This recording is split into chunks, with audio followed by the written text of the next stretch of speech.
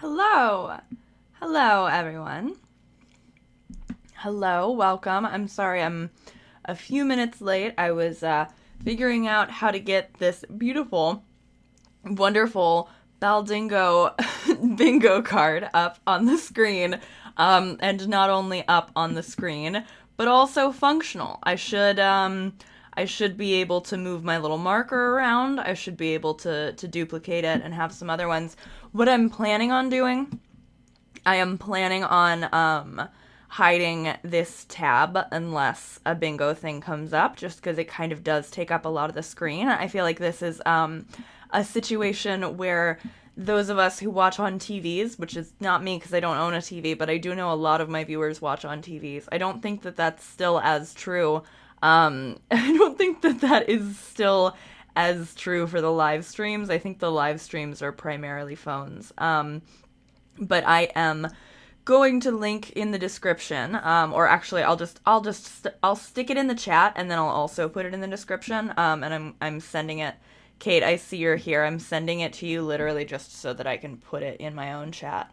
But I have a clean copy of the Beldingo card, so we also will go over what's on here, and then if we come across one and I don't notice that we have missed a bingo square, please let me know. Hi, Trash Discourse. Beldingo bingo, I'm gonna cry, y'all made fetch happen. Yes, yes, these Violet Delights, the same one who sent me the beautiful, wonderful Womb World graphic, emailed me this Beldingo bingo card last night. And I love it. I think it's so funny, and I just love it so much. Okay, so I just posted it on Blue Sky as well, so that I could use just like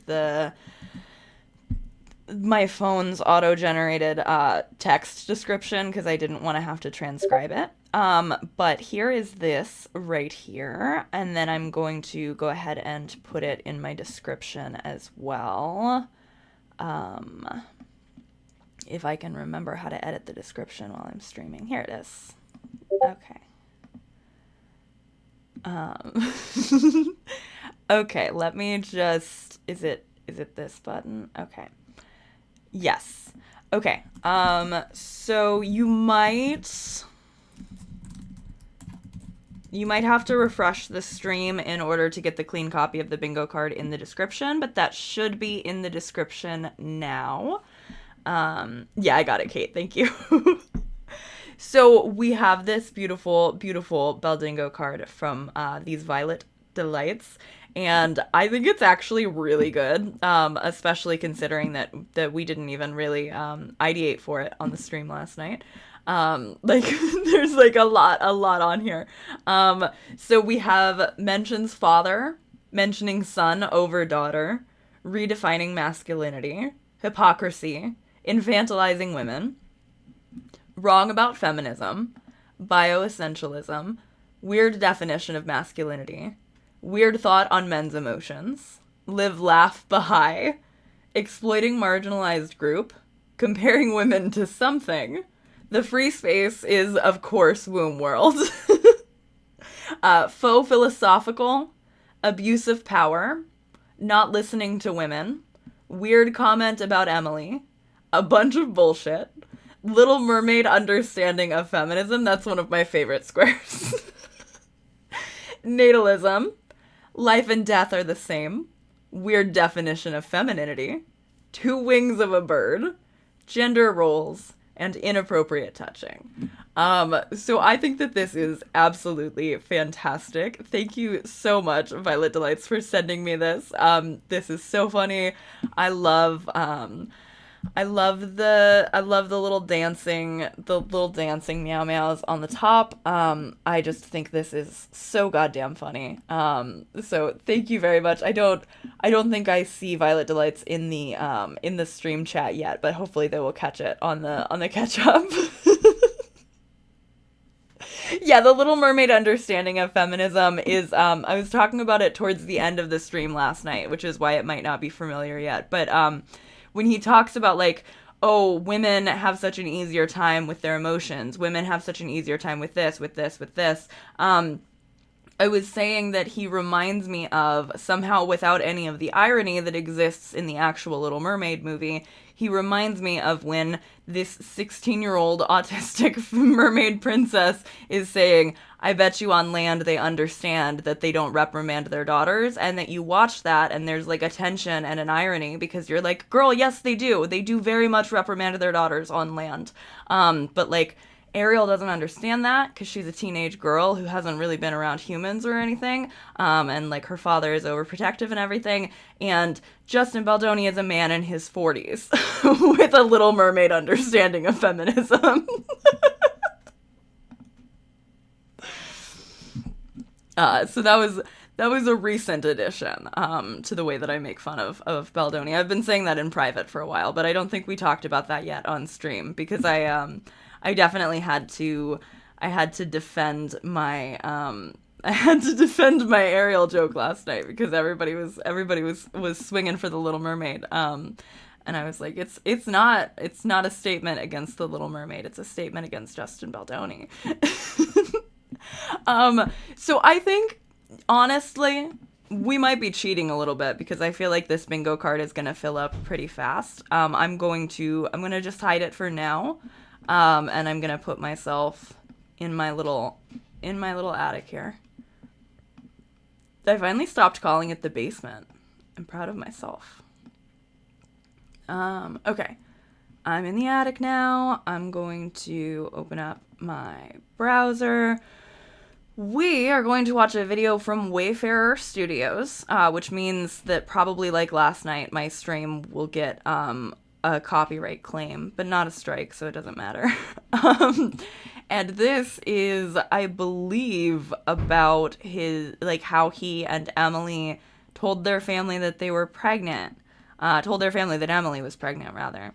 Recently, our family was blessed with some amazing news. This is how we chose to share with our loved ones. Smiley face. To all our beloved friends and family who we either didn't get a chance to tell in person or whose video was lost / something went wrong, please know we love you so much and you mean the world to us. I assume that it might get a copyright claim because the the proposal one had a bunch of copyrighted music in it, and then I also got like a copy claim where I have to give all my ad money from last night's stream to people because they're the ones who did the Baldoni house tour, which doesn't matter because it was not going to be like I got a bunch of very generous super chats which I get to keep, which is very nice. But the the like any ads that they're playing on that is apparently just going to people now. Okay, so we've got Justin and Emily, The Surprise. This is from 2015, so this is way before. We were watching something from 2020 last night.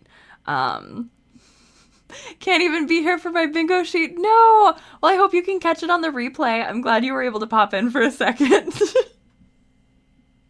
Yeah, he talks about how he doesn't worry about teaching his daughter how to talk about her emotions because society will do that. Right, and like, will society do that, buddy? Or will society say that she's a mastermind trying to steal somebody's movie?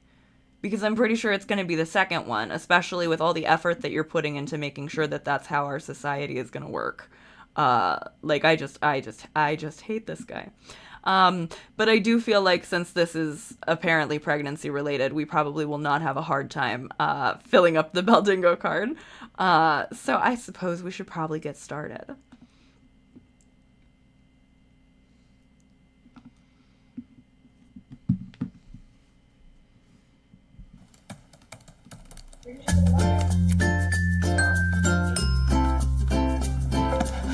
Immediately 5 seconds, 5 minute crafts.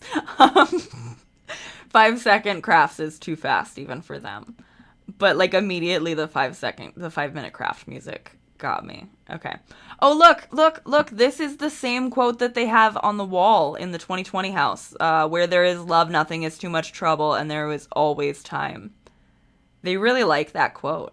They like that quote as much as they love the womb world and the two wings of a bird, I guess.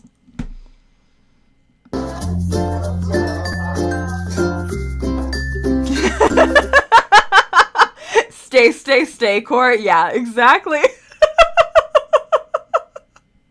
Every fucking time stay comes on, I'm like, wait, somebody's gonna like hot glue flip-flops or something.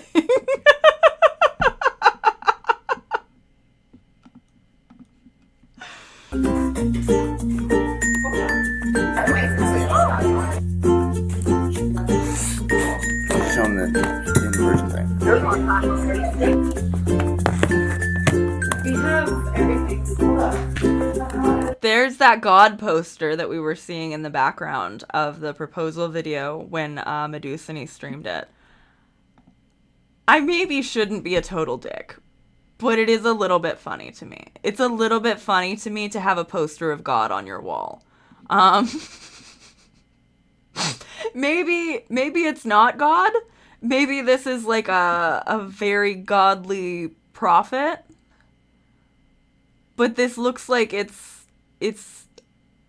looks like it's supposed to be God. Like the way the face is coming out of like the abstract and the ethereal looks very much like this is just a painting of God. I don't know why that's amusing to me. Some people have Starry Night poster and some people have a poster of God. Cole's Cash music.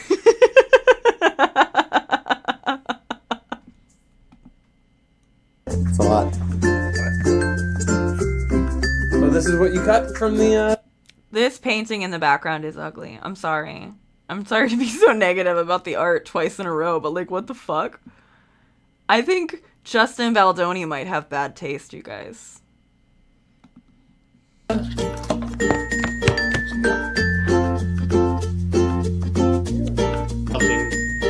new that's happening. Something big.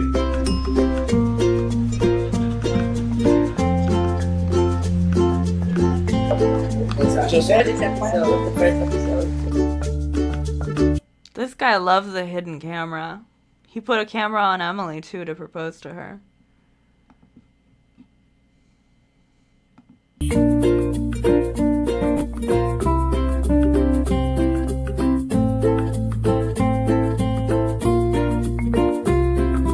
Oh my gosh, do you guys know my boss that had my phone?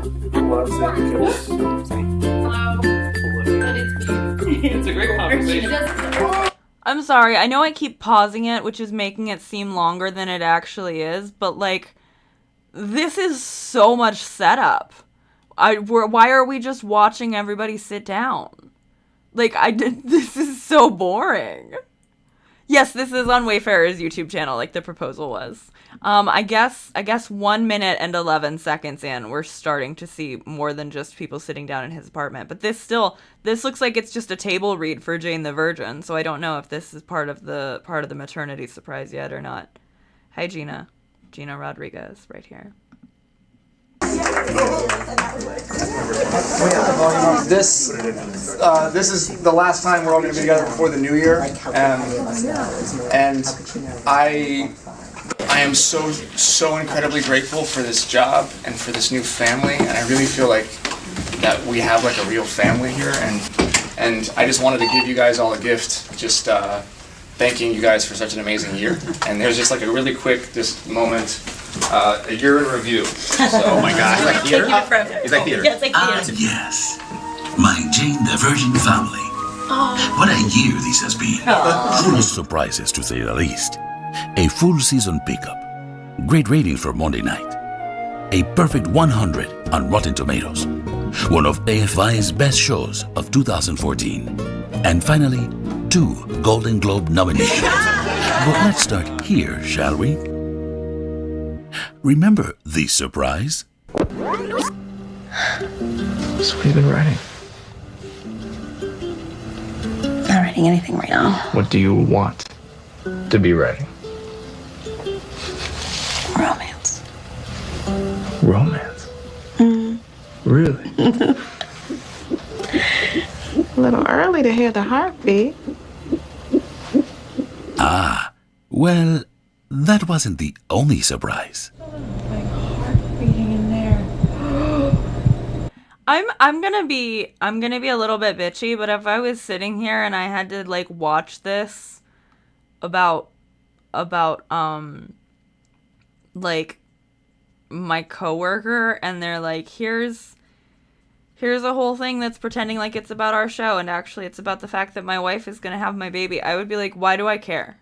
Why am I sitting through this? Can I go home, please? Like, this is weird. It's also so weird that he has this thing where he wants to make these lame-ass little movies and then, like, get hidden footage image of the person watching it, whether or not that person is even having an interesting reaction. I mean, I guess I'm calling very early that there's not going to be interesting reactions, but like I would be like, okay, this doesn't seem to be about me. Congratulations, but I'm gonna go home because we were done working, and we're supposed to believe he isn't creepy at work. Right, exactly. I would walk out. Bad coworker behavior. Yes. As a person who announced my pregnancy, I have like 3 clips of telling important people in our lives that I was expecting. Everyone else found out by just me blurting it out. Who has the time to do this? Yeah, Aren't these the people who worked on the show? Why would they be watching a clip reel of their own work? Right? It's so weird. Wait, the Leo urge to make the rap party entirely about me. It's amazing how something can be cloying and tasteless. Right. Congrats on Emily's little bump. Yeah, literally, if he was like this at all on the It Ends with Us set, no wonder he felt like he was crossing boundaries. I agree. Yeah, why does he need to do a whole video? My wife is pregnant, would allow friends to celebrate and others to offer a quick congrats and dip. Right. This is so weird. This is just so weird.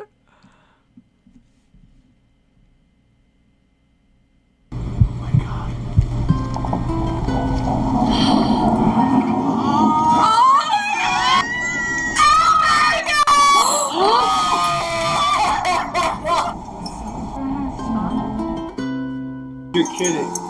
That guy is me.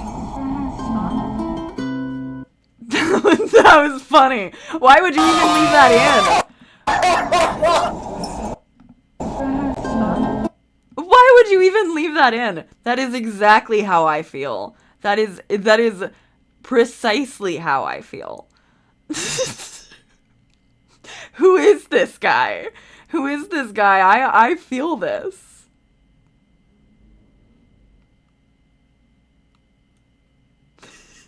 No, it's not birthing, it's a pregnancy announcement. I cannot believe that they left the eye roll in. It's so funny. Emily is a supporting character in her proposal video and in her pregnancy announcement. That's such a good point. Yeah, that's completely true. But yet he's so feminist. You're kidding.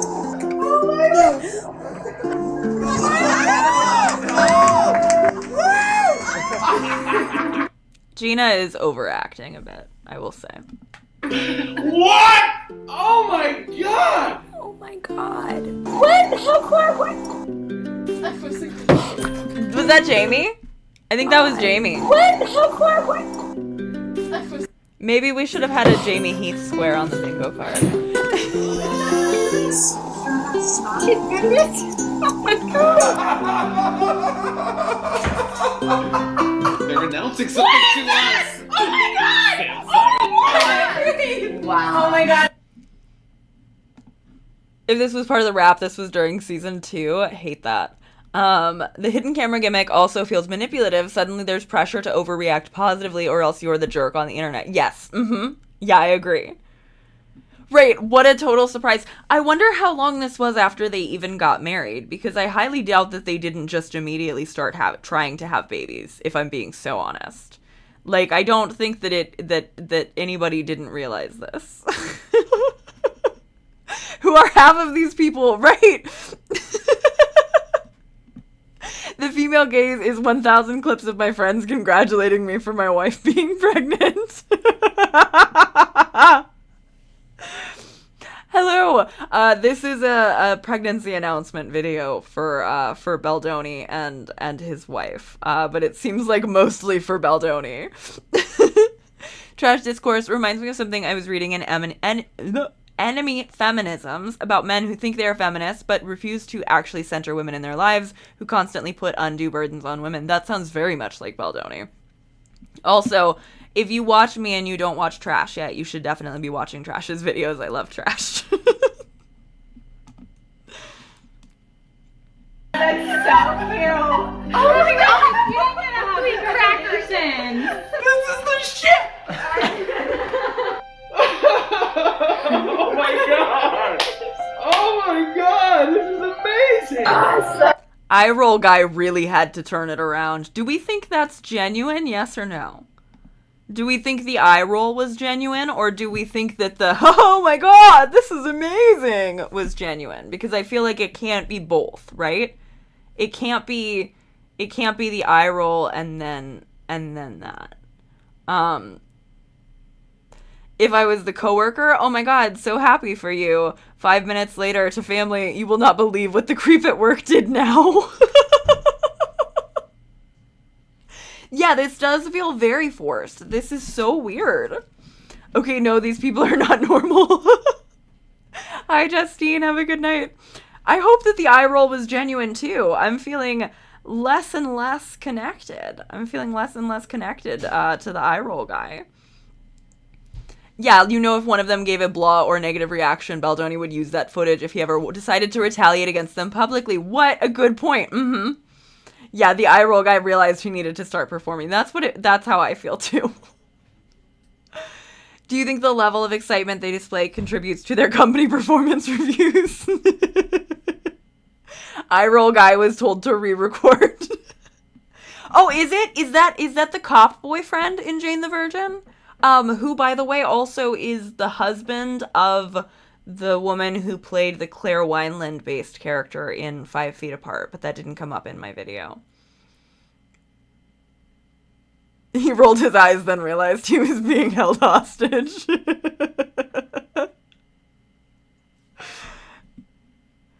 If you tell your coworkers that your spouse is pregnant and they scream, I wouldn't think that's a good sign. It's weird. It's so weird. And it's so clear based on the fact that this is an uploaded thing to, like, their production company that it's like, this is what they wanted.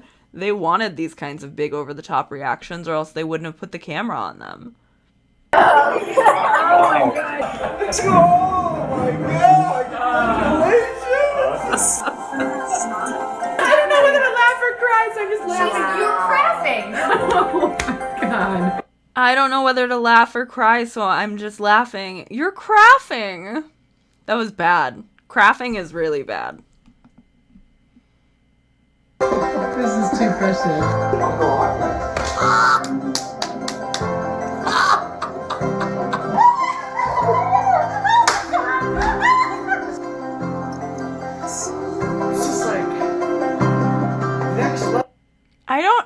I don't think that's Brent. Is his name Brent, or am I being mean? What's the guy from Jane the Virgin's name? What's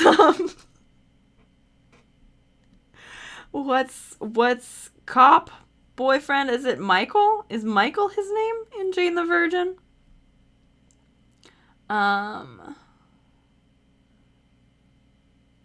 Why, when I searched cop boyfriend Jane the Virgin, how did he not come up? Michael is his name. Brett with 2 T's. Brett with 2 T's, not Brent, but I was very close. I think I was impressively close.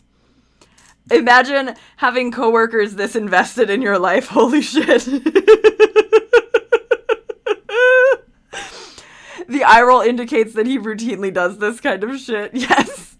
Crafting sounds like something you'd need cough syrup or maybe ointment for.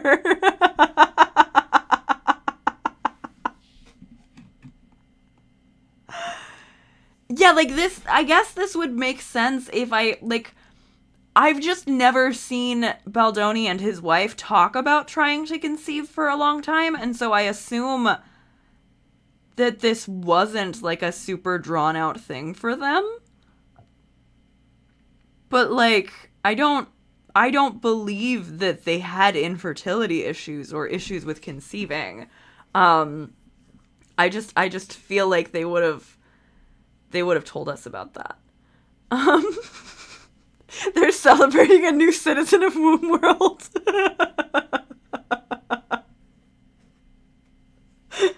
Who up wombing they world.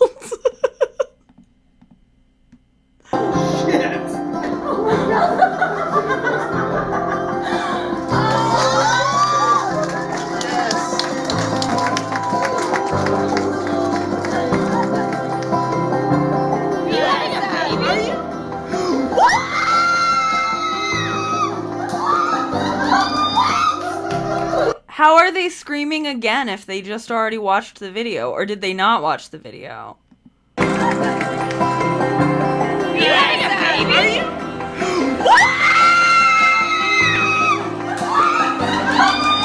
I bet Justin was like, hey guys, can we do that again? I don't know if you guys were excited enough. Are you kidding me?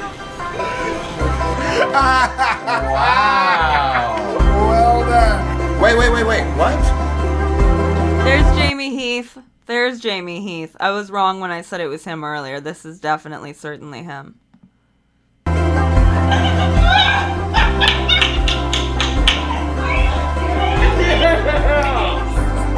Oh my god! It's like babies don't exist anymore.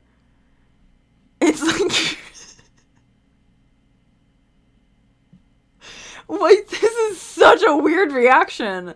Unless everybody here, including all of the people who I know are not family, are like very close family, this is a weird and overkill reaction.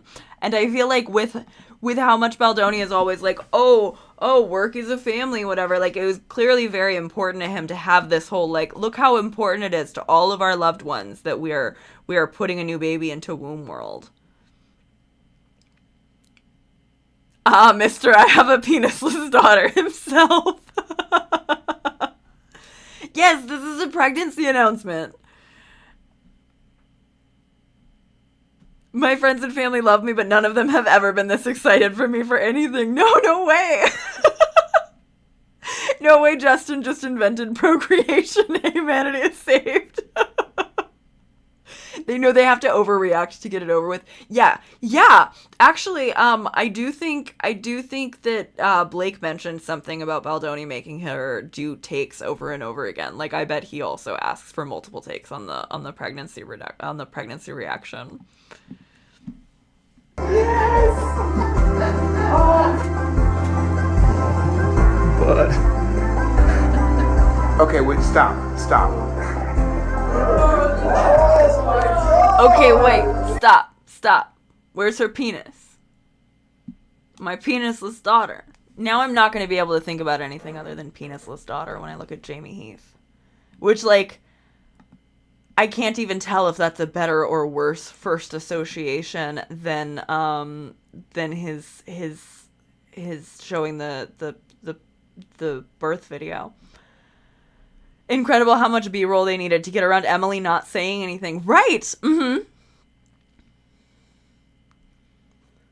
Yeah, she was right at the very beginning, but honestly, we heard Emily speak more in that tour than I have now in two videos from the Wayfarer Studios one. Did we have a square for Emily being silent?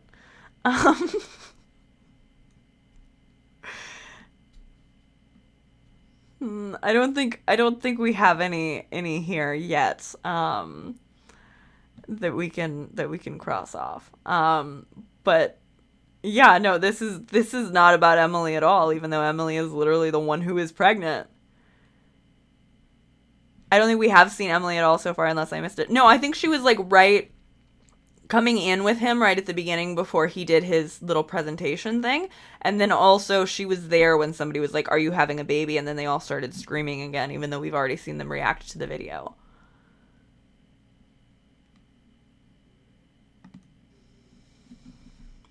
No. Now, see, this is mad. No, I know what you're thinking. You have so much to teach me. Are you telling me? Is that a sonogram? Emily? Wait, is that a baby for real? Oh my god! Oh, wow. Nice news.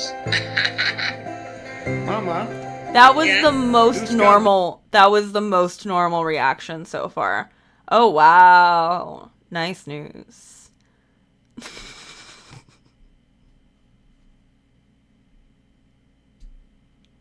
Yeah, why would they fake a pregnancy announcement? Like, why is that his first thought? It's so weird.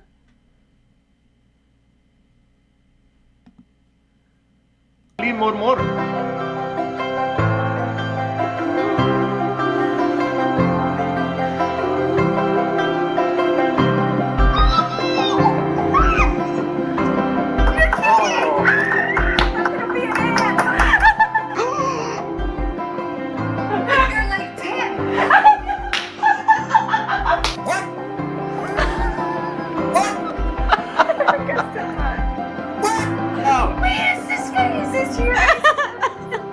Take that off Google Images.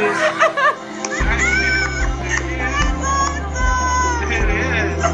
It's so wonderful, but it's so weird. She's 10 to me. She's not breathing. You have to breathe. You have to breathe. Casey, make her breathe. Yes! Justin, you're gonna be a daddy!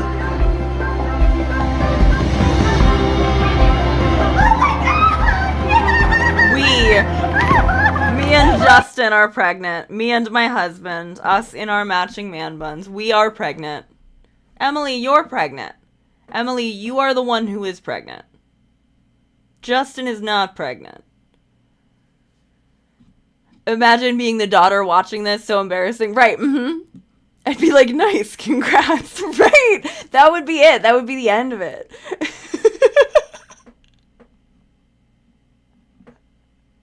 The old guy was my fave. We are pregnant is so fucking telling.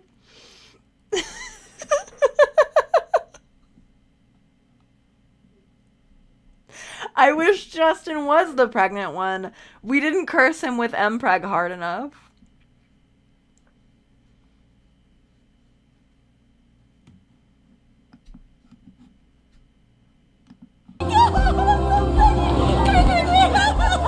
What? She's pregnant!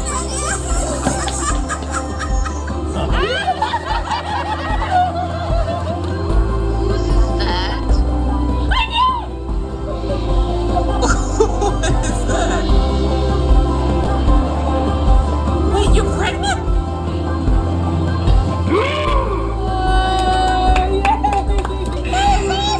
Congratulations! Oh my gosh!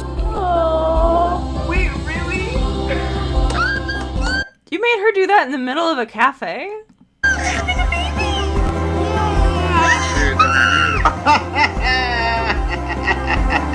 Emily has one quick announcement to make. We are pregnant.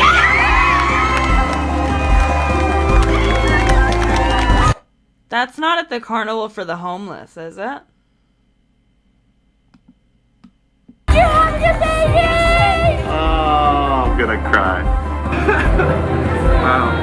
So amazing. I don't think that could have been. I think the carnival was 2020. I was just trying to figure out what the fuck she was, what event she was announcing at, but I don't think it was the homeless carnival. Like, seriously, like, it's amazing. I'm so happy for you!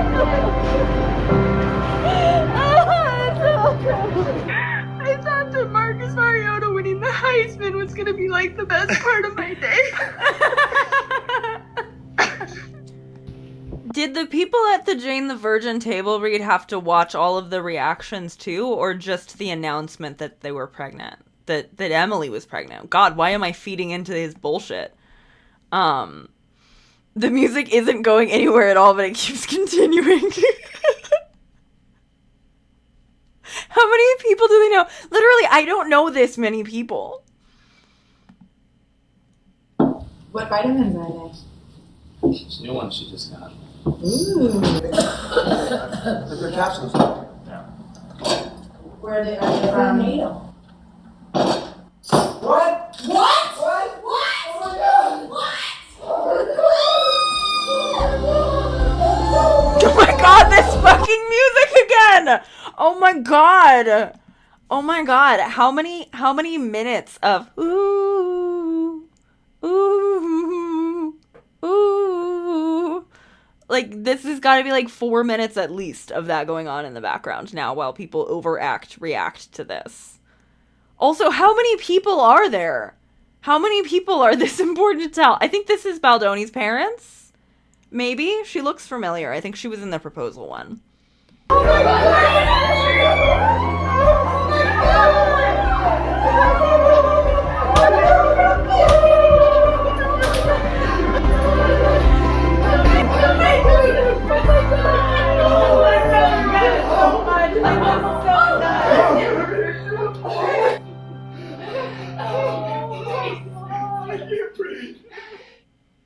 But we can't say out loud what it is. You can't.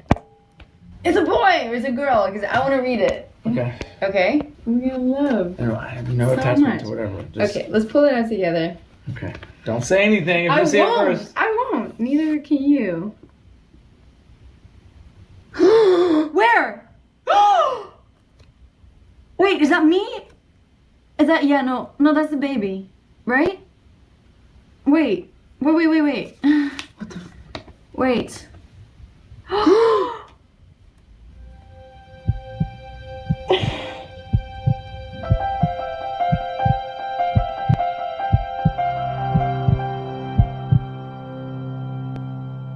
June 2015. Shocked that there wasn't a big Wayfarer tag on that. Who the fuck said I can't breathe? How does anyone else watch this outside of this torture stream? Right, but then the comments, when you look at them, when you are an honest, good person, you try to surround yourself with honest, good people. He has a world of true friends. He doesn't need dragons. This is a glimpse into this man's life. No wonder he's prepared to fight Goliath. With everything Justin and Emily are going through, it's nice to know they have family and friends surrounding them. So you are telling me that for 9 years, this guy was a wholesome father and actor. He makes a movie with Blake and Ryan, and suddenly he's a problem? Blake might be the mean girl for real. We may be the first people to ever watch this to the end. This baby is brought to you by Wayfarer Studios. So, like, they dated for 2 years and were married for 1 and then got pregnant. The biggest surprise. That's so early. Like, that's so early into a marriage. That's not surprising. Like, if you know the kind of parents who just got married, like, if you know the kind of couple who got married like that, you know that they're trying to. Like, that's weird. This is wild. I'm parasocial about a lot of celebrities, but holy shit, thank God I never speak like this. This level of reaction is only justified for an immaculate conception. They're announcing this baby like a sappy summer movie. Why is it like a Marvel movie with 3 fake out endings? Right. This is wild. Okay. Yeah, I kind of agree that the heartbeat at the end is giving pro-lifer. So there's also Justin and Emily, the surprise part 2. I think I do see the Jane the Virgin guy in the little mouse over there. This one's 4 minutes and 20 seconds long, so blaze it. Coming this summer, A Star is Born. For 20 years, Blake has been without a single lawsuit, but she works with this asshole who has had 4 lawsuits during his short career, and somehow she's the problem. Right,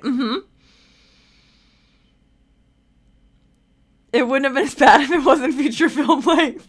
What? Why did we need to see everybody who has possibly could have had a reaction? I don't understand. Okay.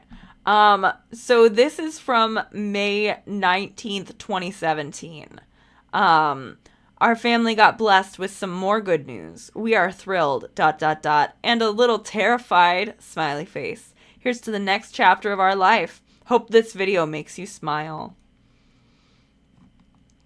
Actually, though, hang on. I know it's late at night, but I will accept no judgment for this. I need a soda. I will be right back.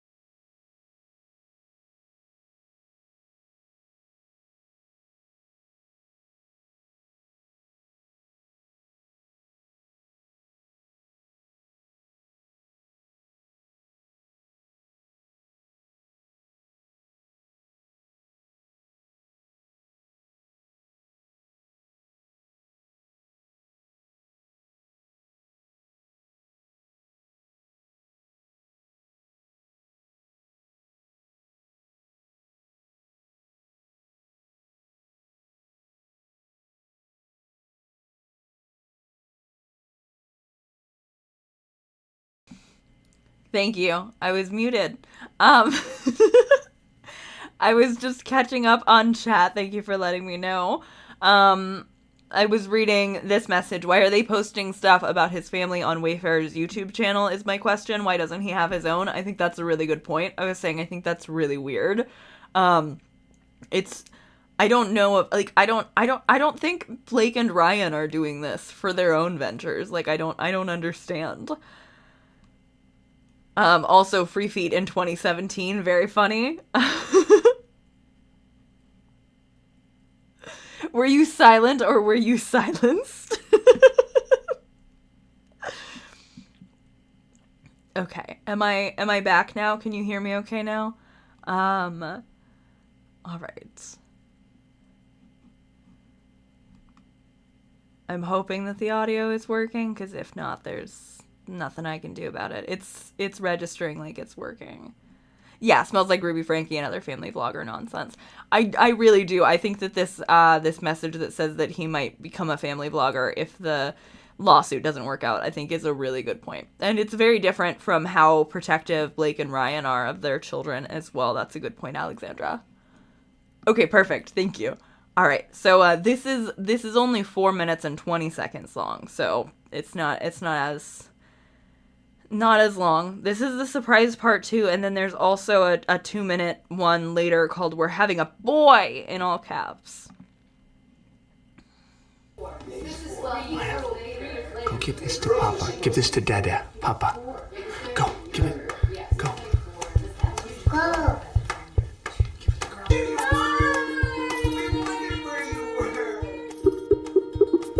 Okay, wait, actually, hang on. So we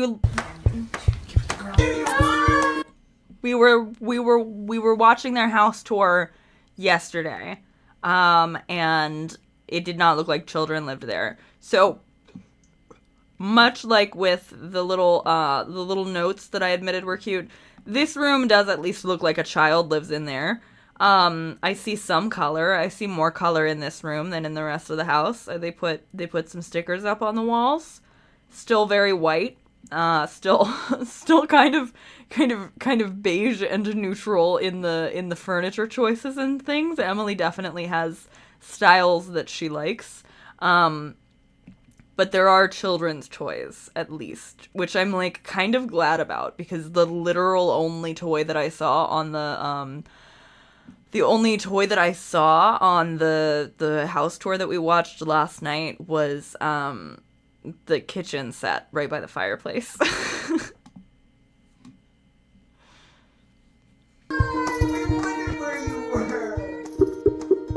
Andy Grammer. There's a puzzle on it. Go sit on Ahmed's lap and show it to him. I'm going to be a big...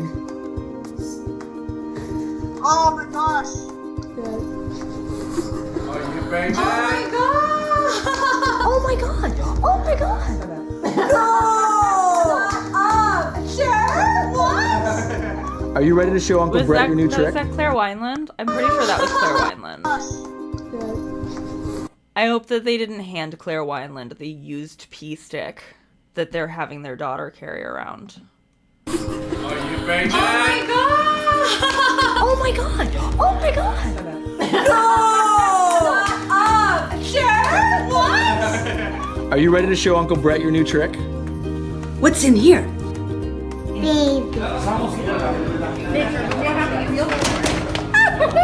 Is this for real?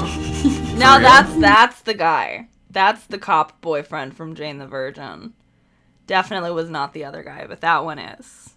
He's here now. He's here now to react to the pregnancy. Oh! I feel it! Jamie Heath again. Jamie Heath, he's wondering if Justin is gonna peek over the little C-section curtain and freak out and be very bioessentialist about anatomy. Don't get in an accident! Shut up! I knew it when you called me! Shut up! Wait, shut the F up!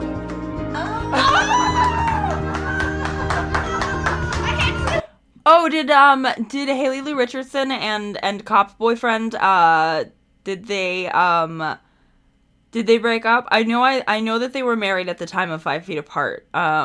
Good for her, honestly. I mean, I don't know anything bad about this guy or anything, but I'm always pro divorce. Yeah, FaceTiming while driving is wild. I don't like the word spaz though. Let's not use that in my chat.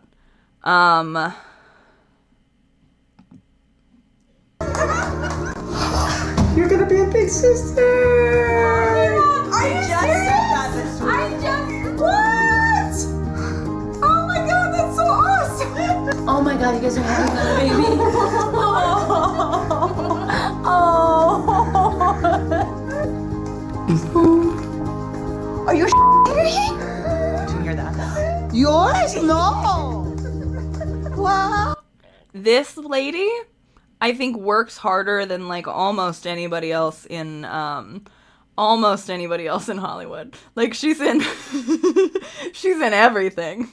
I like this lady. Whenever I see her in something, I'm like, oh, I know her. They did break up. She wrote a poetry book called I'm Sad and Horny. They have to be tired of reacting again like this. Damn, we gotta do this again. Use the deleted scenes from the first time. Damn, that's crazy. Anyway, cash or card? Oh my god! Everybody say Emily's pregnant.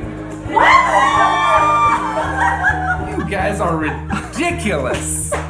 There's our like 1 second of Emily right there. There she is. This is as much as she gets to be here. You guys are ridiculous. Yeah!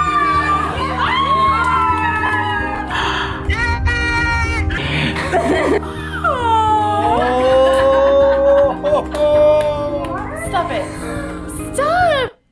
Yes, yeah, I honestly expected better acting from most of these people. Like, yeah, why can't my voice work? But yes, yeah, I see, that's the actress who plays Petra, right? Yael? My voice is not coming out the way that I would like it to. But, I think her name is pronounced like Yael. Maybe it's Yael. But that's the lady who plays Petra. I'm pretty sure that did seem like a genuine reaction. Honestly, Michael's also kind of did. It seemed fine. But I wish that everybody rolled their eyes like that one guy. If Scooter shows up, I hope Scooter does not show up. Maybe it's because I'm child-free, but do people do all this for a pregnancy announcement? Yeah, right. This is weird. I've not seen this before. Like, I mean, I guess also maybe if a lot of these people are Baha'i, maybe, and they also all have, like, weird natalism stuff. But this is so weird. Oh, no. Are you gonna be a big sister? I'm gonna cry. Oh, what? Are you gonna be a big sister?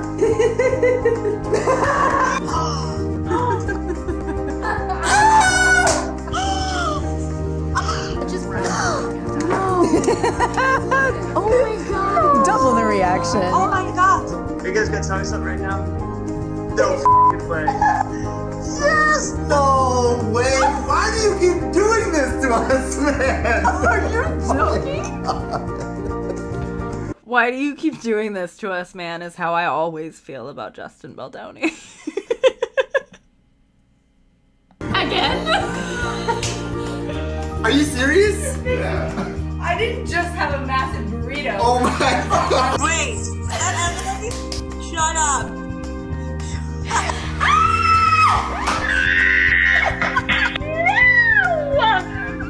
For real? I'm so excited. Mama. Yeah. Maya ska bli stora sister.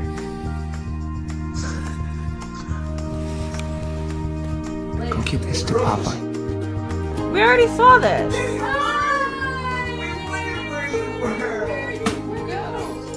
Yeah, yes, For real, I would fucking hate having a friend who, like, demanded I react to things they told me on camera. Me fucking too.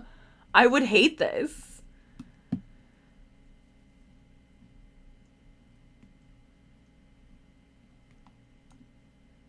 How many more reactions do we need to see? Right? No, I agree. Usually when someone in my family gets pregnant, they just tell us they don't film all of our reactions. I would feel so uncomfortable about being like asked to react on camera. Everyone's acting like it's Handmaid's Tale world and pregnancy is a literal miracle. They are. They really, really are. A lot of people aren't terribly excited for their friends' pregnancy announcements, but they don't have to endure being filmed about it. There. Where's she at? Oh. What? What? What? Don't yell in that baby's ear. Don't yell in that baby's ear. Why are you yelling in the baby's ear? She's still little. That's so fucking rude. She just yelled in that baby's ear like 4 times. Where's she at? Oh. What? What? What? Maya, I'm so sorry. Goodness! You're kidding! That's Maya brought it! We're gonna have another baby! I thought it was Maya! a thermometer! We're gonna have a brother or a sister! Oh my goodness! Oh my god! Sweetheart, come here. Maya, vi ska You snart... wanna find out if you're having a brother or a sister? No, she doesn't care. Okay, you wanna open this? Wait, why do I own that shirt Maya is wearing, though? Like, I literally own a shirt that looks just like that with the rainbow stripes. You open this? Okay. Oh, do you want a brother? Do you want a sister? Okay, here we go. Okay, I think it's right here. You ready, Maya? October 2017. Oh, it wants to know if I want to watch my own stream.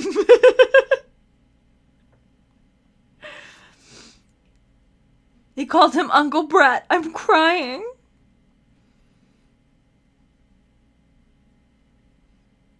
This one doesn't seem to have been flooded by new fans. It looks like this is very much already Jane the Virgin fans, because they're all really enjoying Uncle Brett. I don't think I've ever watched a video on this channel that hasn't made me cry. How would anybody cry at that? I don't understand. Yeah, all this screaming is making my autistic brain want to shut down. I feel so bad for the kid. Me too. Like, literally, like, that makes me sad for that baby. Like, just, like, yelling right in the baby's ear.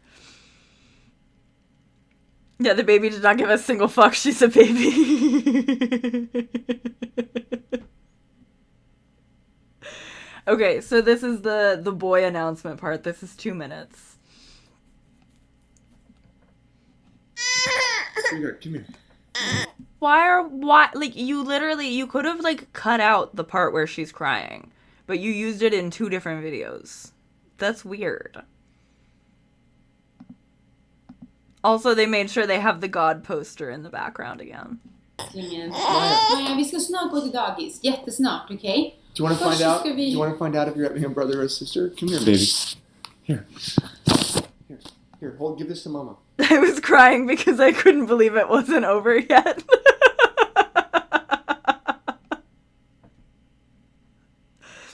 The baby they're definitely going to care about more than the girl baby. Right. I think that's another reason why I'm, like, so irritated by all of that. Wow, so the video for the daughter is 2 minutes longer. True male feminist king. Let me post a video of my baby child crying on camera after all of our extended family screamed in her face. Can you sit here with us? Look. Come here. Okay, you want to open this? Can you open this? Okay. Yeah. Oh, do you want a brother? Do you want a sister? Asking with brother first.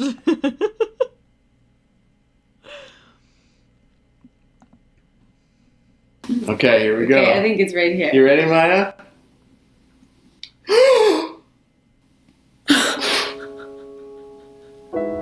Oh, he is so much more happy about having a boy than a girl. Holy shit. He was all like, I don't have a preference either way. I'm fine either way. I'm not married to either or whatever. But his response just now when he realized he was having a boy is very different from how we saw him react to having a girl earlier. His most excitement about having a girl earlier was that he could get a bunch of attention from all of his friends. Ready, Maya?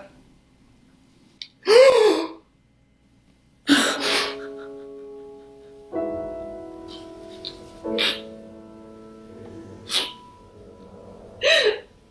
my god!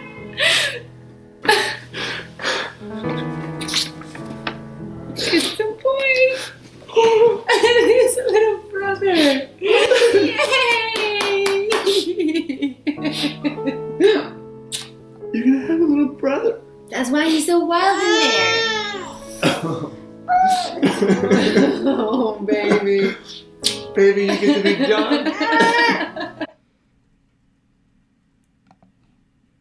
She's like a year-old Justin. She doesn't know what that means. Yeah, I should put them side by side because I really feel... Oh, they got a daughter with a penis, finally.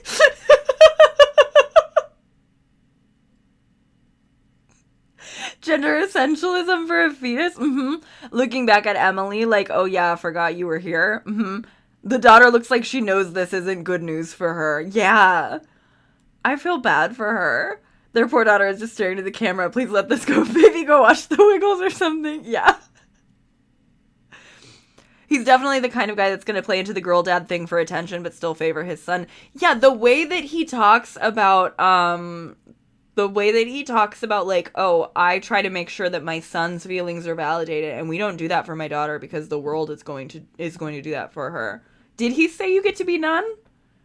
Let's see what the male feminist said. That's why he's so wild in it. Oh, there's no captions available. Oh, baby. Baby, you get to be done.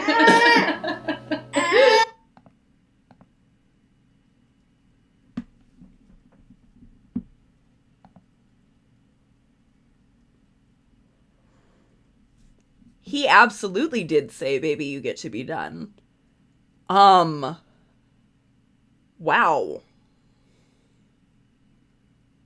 Wow.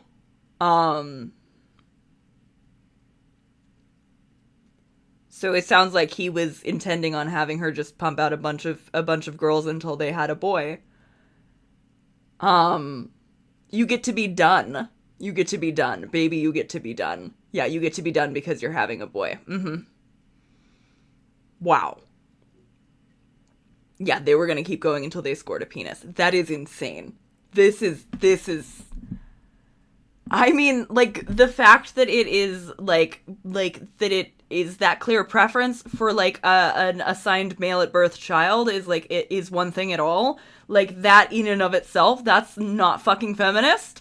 But second of all, like, to just, like, make a little joke that you were going to, like, coerce your wife into continuing to reproduce.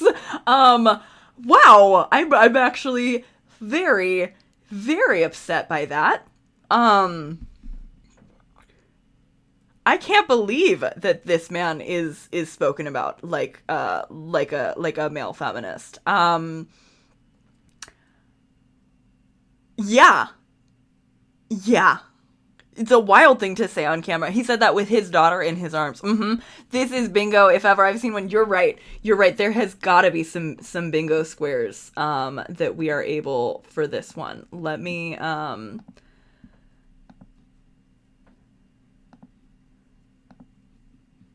let's see. What do we have here?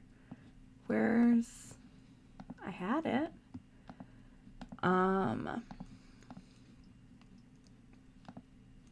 Okay, so what bingo squares can we get for this? I think, let me see here. Oh, we had Live, Laugh, Baha'i earlier because there was Baha'i art on the wall. Let's put natalism here too, honestly. Weird comment about Emily. I think baby you get to be done.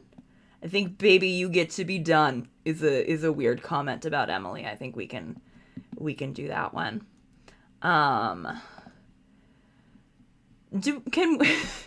feel like mentioning son over daughter is not quite correct for what just happened, but also I think that he did very much react more strongly to the concept of a son than to his alive daughter.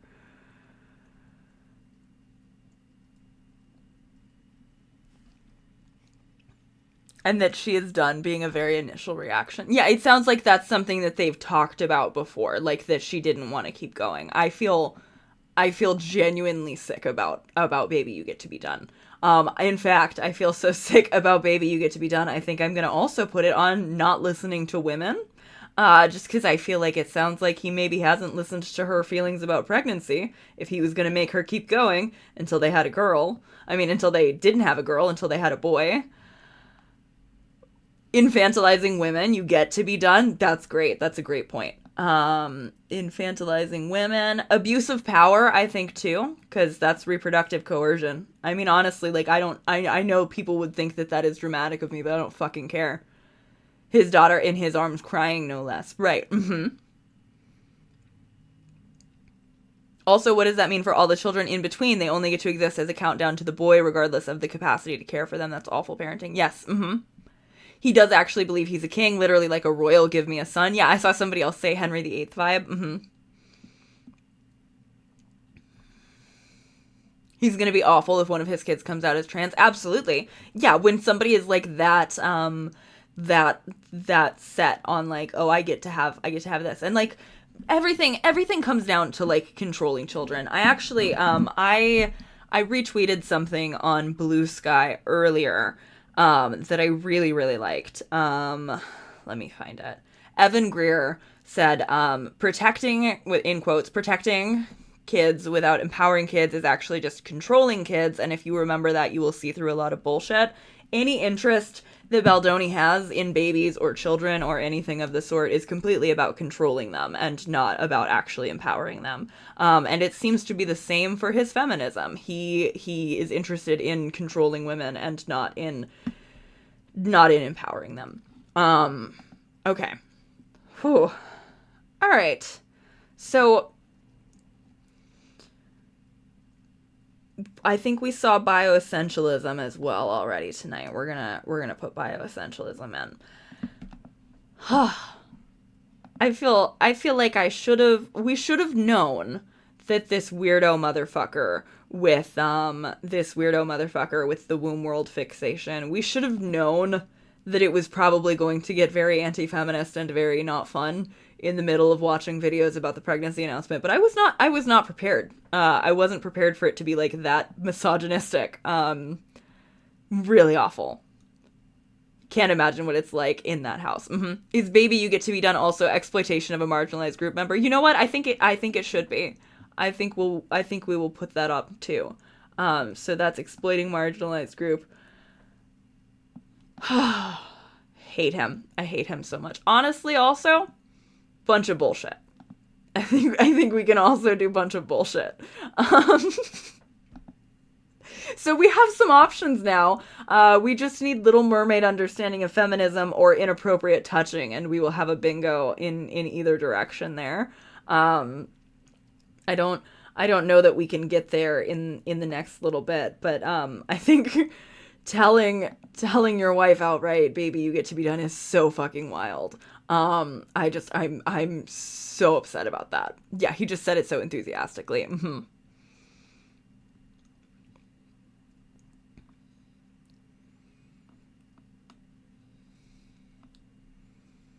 Hate that this is such a prevalent mindset. This should be fringe. People should hear, we tried until we got blank and recoil because what the fuck. Right, exactly.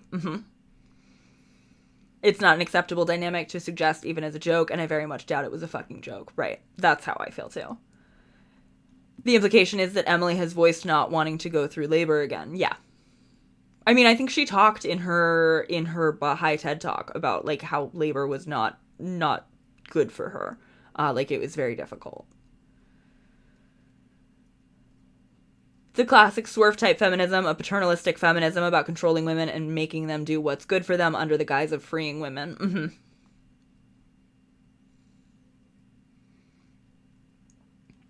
All right. I was ready for we are pregnant. I was so unprepared for I won't force you to have any more babies after this. Yes. Yeah, exactly. That's how I feel too. Like there were certain ways in which I was prepared for that to be cringe, and like a joke that doesn't feel very much like a joke about like reproductive coercion is not a way that I was prepared for this to be cringe. I just really hate that. He said it like a compliment, like it was a gift for her to be done being an incubator for him. Okay. So there's like 30 seconds left in this. I feel like we should just finish it, but fuck, I hate this guy.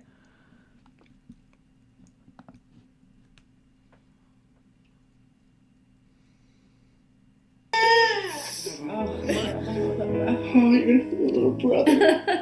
We knew it. We knew it.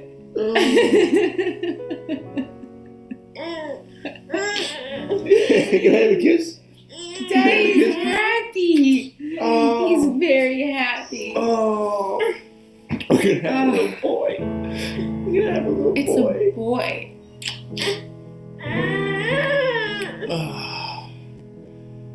Oh, wow. Oh, man. Yeah, wow.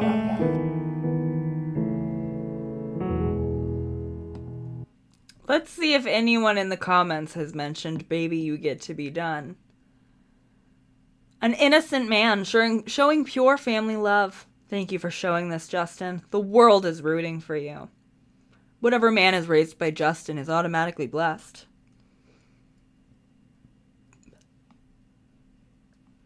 I don't see anybody. No wonder why Blake wanted his love so much. He's so pure.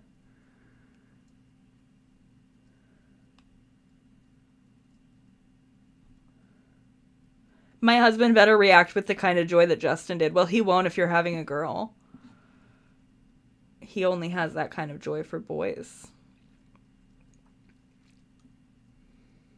Wow, that was awful. Lots of emotions on her face, I fear. Yeah. Mm-hmm.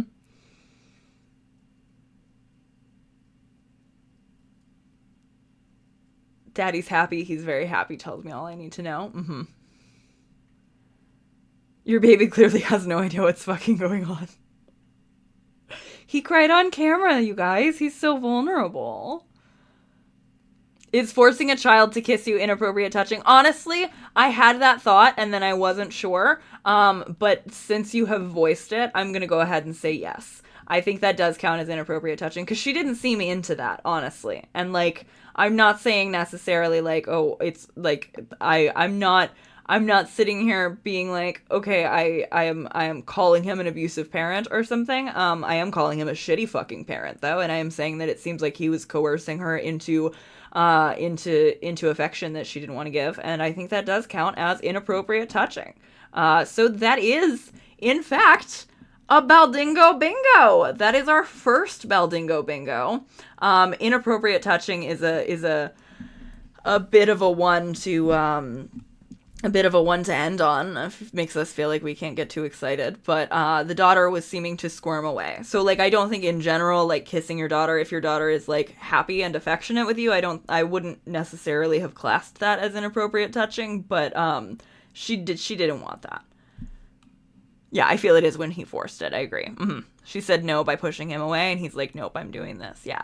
So we did get a bingo. I'm very glad we got a bingo, but it is kind of, yeah, ethical soprano, a hollow victory. Yeah. I saw Violet Delights was in the chat again and said that there was going to be, that they were seeing that there were more things to add to the bingo card. So, hopefully we can find other ones that will be more fun and that will hit me out of nowhere with less, holy shit, this guy is a fucking misogynist. But, I fear I'm going to have to think about, baby, you get to be done a lot, especially like in conjunction with talking about his natalist feminism. I think that that's actually really rich, but, wow, I cannot believe that. These comment sections are 100% landscaped, extremely moderated, at least partially astroturfed. That's a good point. I keep reading these and being like, oh my god, nobody is like talking up for Blake, but I think that they probably are making sure that nobody is. It is the Wayfarer channel. Yeah. Oh yeah, that is that's like one of the theories that Candace Owens is pushing, is that Blake had a crush on Justin or whatever, and that this is all because Ryan got jealous because Blake had a crush on Justin Baldoni. It's the dumbest bullshit, and it's so misogynistic to be like, actually, she wanted to be sexually harassed, and so now she's lying.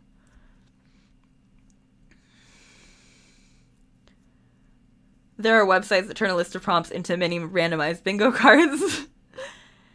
Can we see if we can get a double bingo for something less depressing? Yeah, let's see if we can watch something else. Or at least, I don't know if there's going to be something less bad on the Wayfarer Studios YouTube, though, is the thing. Let's look. Hi, Jeremy. Hide this.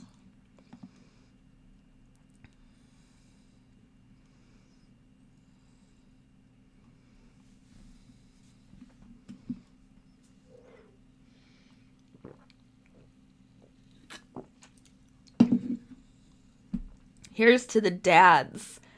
Happy Father's Day.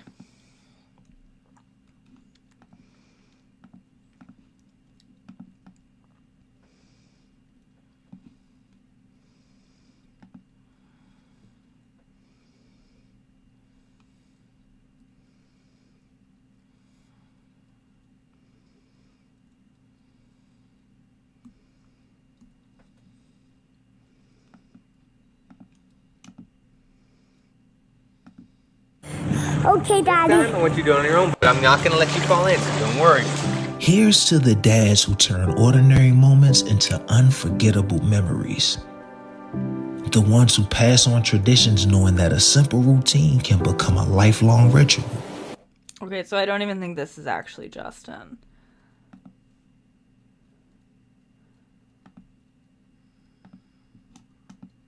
Did they do a mom one? I don't think they did. Here's to the dads. Happy Father's Day from Wayfarer Studios. National Caregiver Day, Instagram Live. Man enough to care.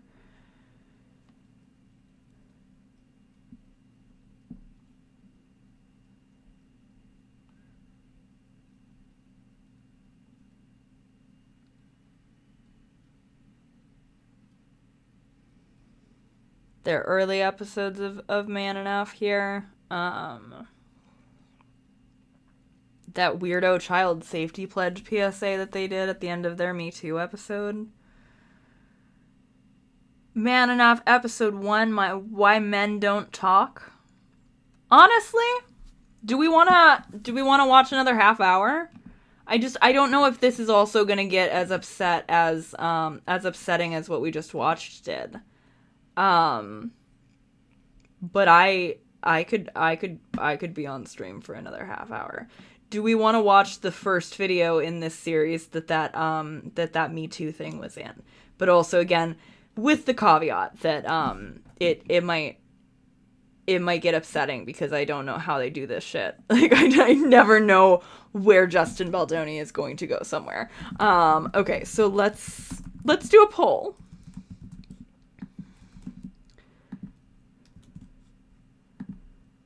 Let me know what you think. I think I have animal crackers somewhere. Hang on. And if you'd rather watch something else, just tell me what else to watch. But okay, yeah, 95% yes. Yeah, okay.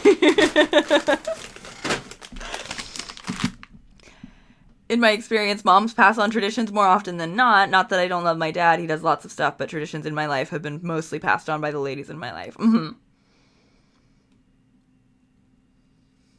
Half hour is nice. I'll watch more. Let's do it. Perfect. Okay, great. 97% yes. Okay, perfect. I'm 100% sure we will be able to find something to mock. I have to go to bed, but I voted yes for all of you.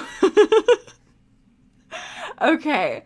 Perfect. Okay, so yeah, let's do Man Enough episode 1, Why Men Don't Talk. So I think this is before it ended up being the podcast with Jamie Heath and Liz Plank. And I don't know if they filmed it all in one night. I don't think so. I think Justin is in different clothes in this trailer than in the Man Enough one.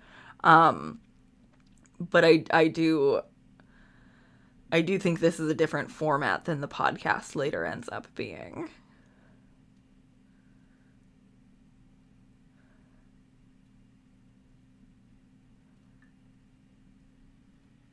I voted yes, but I'll probably be out soon when my friend arrives. No worries. I'm gonna make this one a little faster. Man, I think we're supposed to keep talking. I mean, this is good. Well, yeah, man. Derek, and man, maybe you're really in my backyard. Why don't we just sit? Yeah, let's do it. Which one? I don't know which one we're gonna have, but let's go. So, that's a beautiful way. Gentlemen, cheers, guys. Thank you guys for reals. Isn't amazing, right? So, you've got hummus. Yeah, I'm going for you. I mean, for this is really what I get. Like as a Middle East, it's like, oh my god, you're from the Middle East. I love hummus. I mean, as if this is like. That's too fast. You could go this fast on Kirsty and not miss anything. You can't go that fast on this. Let's try 1.2. The one point of connection. Right. It's like, oh, you're Hispanic. I love guacamole. Is it weird being the coolest guy anytime you walk into a room because everybody just wants tickets to Hamilton? It just makes you feel awkward. Or just people hanging out with you before you go to the tickets. It's like, yeah. What? You've been dating just for tickets? Is there meat in this? No. So this is for you guys. Yeah. I'm going for the vegan options, which is not very masculine. Speaking of that, so I have a question. So the show is called Man Enough. What does that mean to you? I don't know. Good question. Man enough. Have you? Man up. Be a man. Oh, bullshit. That's why we're doing it. Honestly, I think, what does it mean? Being present. I know for me, at least, whenever I'm like talking to like my dad or any man that I look up to, you know, when they're actually listening and they're actually talking to you, when I feel that's my masculinity. Have you ever felt like you weren't man enough? Me, like personally? Yeah. Oh yeah. So I struggle with that shit all the time. I got my ass whooped when I was in school as a kid because I danced. Oh yeah, I went to 6 different schools in 1 year because I would get beaten up, I would get in fights. But yeah, so I definitely grew up feeling, I think masculine would be the opposite of how I felt. And then dancing had that sort of stereotype of being, you know, sort of gay or feminine or whatever it might be. But strangely enough, when I'm dancing is when I feel the most masculine. I'm not thinking about this, I'm not thinking about what's happened, I'm not thinking about what's going to happen. I'm forced into the present. That's when I feel the most like sort of connected to myself. And when I feel connected to myself is when I feel the most, I guess, masculine. So Why are we talking about masculinity as a positive thing? You don't think it's a negative thing? I don't think it's a thing. Because like you just said, like it's only when I dance when I feel masculine. This comes from the idea is like being masculine is good, and if not masculine, right, but that's bad. It's not bad. But let's define what is masculinity. This guy, I don't mind so far. And the dancing guy, I don't mind so far either. I think there was something similar with the Me Too round table too, where it was like, there were a couple of guys who Baldoni and Heath and fucking Scooter Braun had, who they were like pulling the, like, they were borrowing the credibility of, and I don't know anything about this guy who's like, oh, there's a stereotype that I'm gay or whatever because I dance, but like it's unsurprising to me if like not everybody around this table fucking sucks, because not everybody around the Me Too table sucked. It's just that most of them did, and that Baldoni really does. But it makes a lot of sense if you think about like Baldoni was looking for credibility to borrow from like men who have like reputations as being like good men. So like it's, I don't think that it necessarily should like completely shake your understanding of somebody who featured, especially in like episode 1 before they even really knew what he was doing with Man Enough. I think is very different than like the later podcast.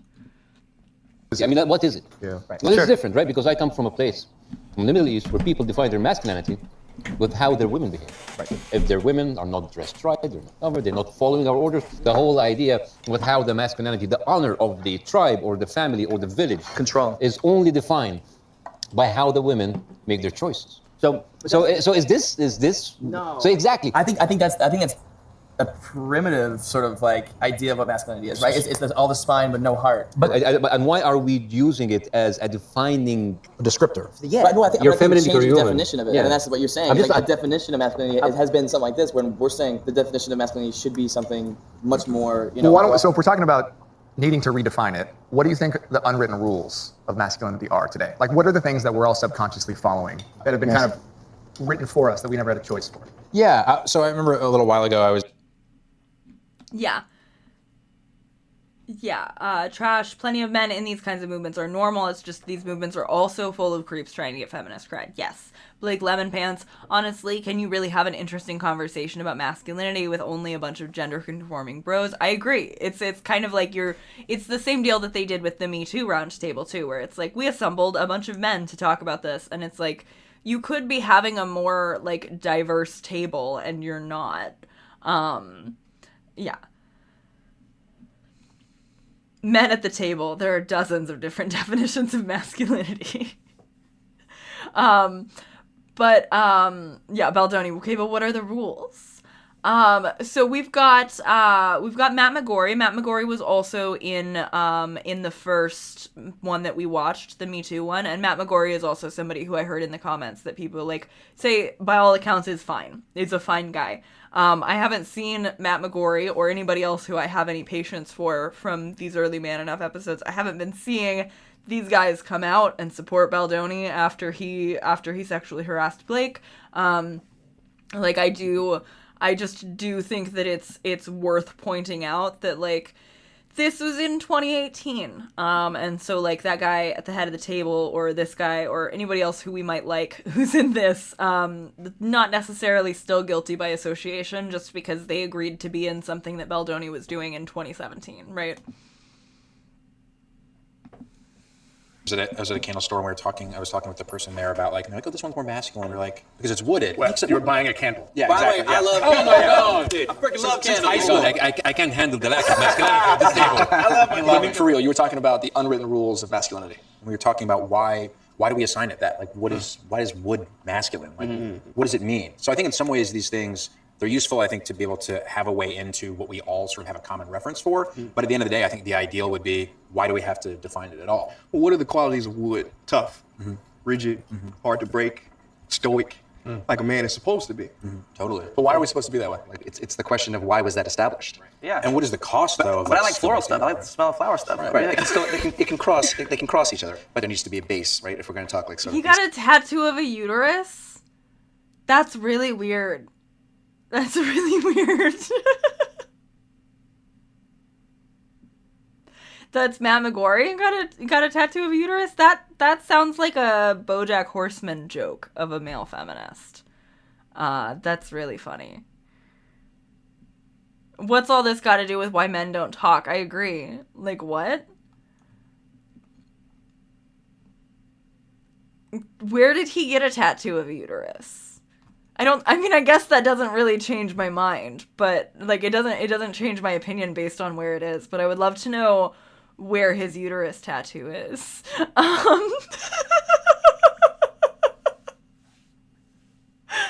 Womb world with him everywhere. Can we double mark the natalist space? See what I mean by being really extra? Yeah, let's double mark the natalist space for the womb tattoo. There we go. It's like it's pregnant with twins. Okay, we don't yet have... Do we have... Well, I think we do have redefining masculinity, too. I think we've got redefining masculinity. I think Justin was saying that's what the show's about, right? I think we've got that. Okay. Did I... Oh my god! Hang on, I'll put it on screen. My bestie just sent me the uterus tattoo. This is so weird. Who got the Hillary Clinton tattoo? Was that Pete Davidson? I think this is weirder than the Hillary Clinton tattoo. And I thought the Hillary Clinton tattoo was kind of funny. Okay, hang on. Why is it making me log in again? Whatever. I can get there. I can do it. It's worth it to share the uterus tattoo. I can't believe... I wonder if Baldoni and this guy bonded over that. Hang on.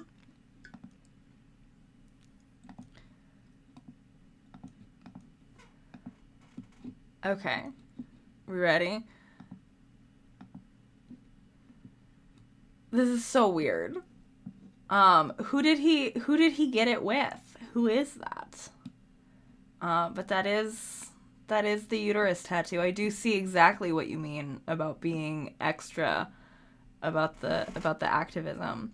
I'm gonna get a uterus tattoo and I'm gonna put it just far enough down that it's not hidden by my t-shirt sleeve, so everybody can always see it. That's so weird. Pete had her Hillary tattoo, yes. Blasted it off with all the others. It doesn't even look cool. Can his biceps get period cramps? He can't get pregnant there. Those are cows. Those go moo. New conspiracy. Justin has a uterus tramp stamp. That's his dad. I think that makes sense. This is so weird. This is so weird. That's so strange. Thank you for sending me this, Kate. This is so weird.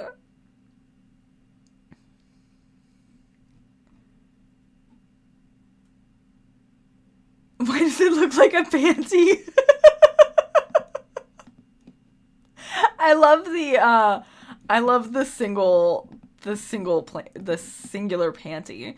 That's very funny. It does look like a panty. Okay. So we still need Little Mermaid understanding of feminism, or we need to fill in comparing women to something and faux philosophical, or hypocrisy, mentioning son over daughter and mentions father. Or we need wrong about feminism, weird definition of masculinity, and weird thoughts on men's emotions. I feel like we're gonna get weird definition of masculinity and weird thoughts on men's emotions like at the same time. I don't feel like those are gonna be hard to get to. I feel like this is not gonna be very difficult. So, okay. Thank you for coming with me on the uterus tattoo. Wild.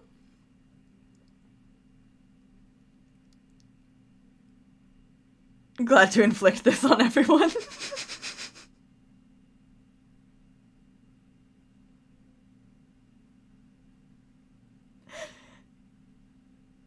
We're getting faux philosophical in seconds on this. Yeah. The whole podcast is weird thoughts on men's emotions. They should make that the tagline. Matt had that tattoo in at least 2016, so like it's here in this video.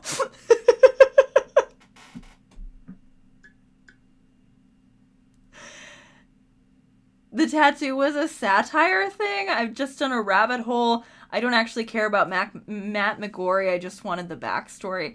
It was satire? Or did he say it was satire when people realized it was cringe? Because I feel like you get the panty uterus and then you say actually it was satire. It was a parody. I wonder if they've invited a trans man on the podcast. That's a very good question. I would also be curious to know that. And somebody mentioned, you're right. We did already get, I'm comfortable saying we did already get weird definition of masculinity, honestly. Oh, so actually that opens us up. We could get another bingo on Two Wings of a Bird, which I feel like might happen tonight on this episode. But we have not yet compared women to something. Okay, let's continue.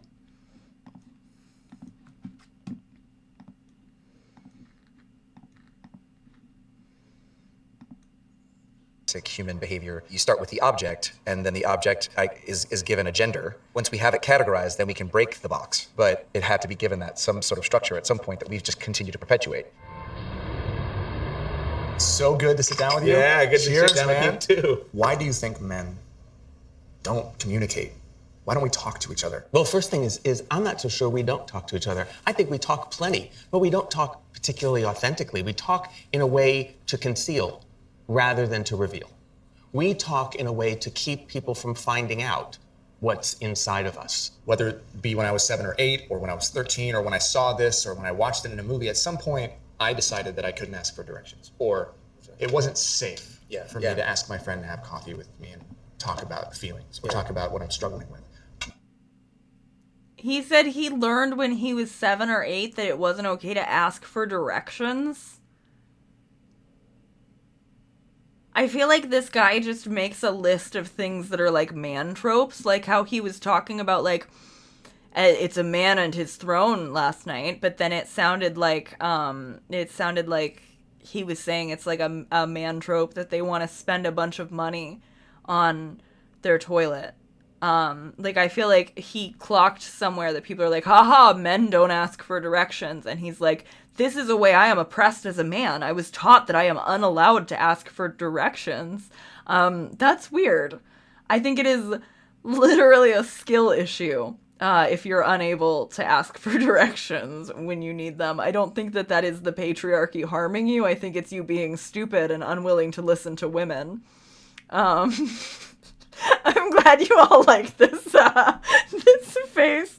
Let me screenshot it while I'm here.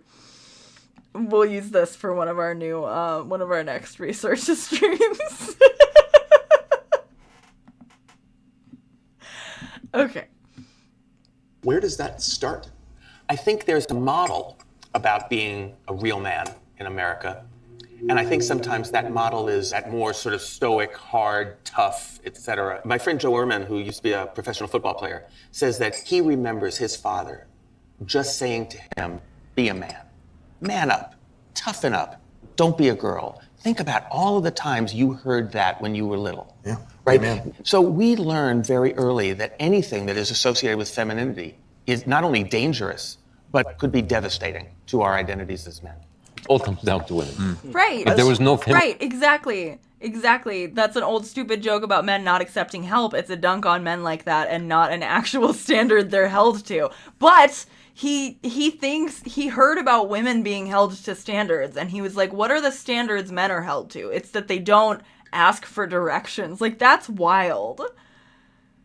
Women do not ask each other to coffee to talk about our feelings. It's emasculating to use Google Maps, according to Justin. That Siri voice is very feminine.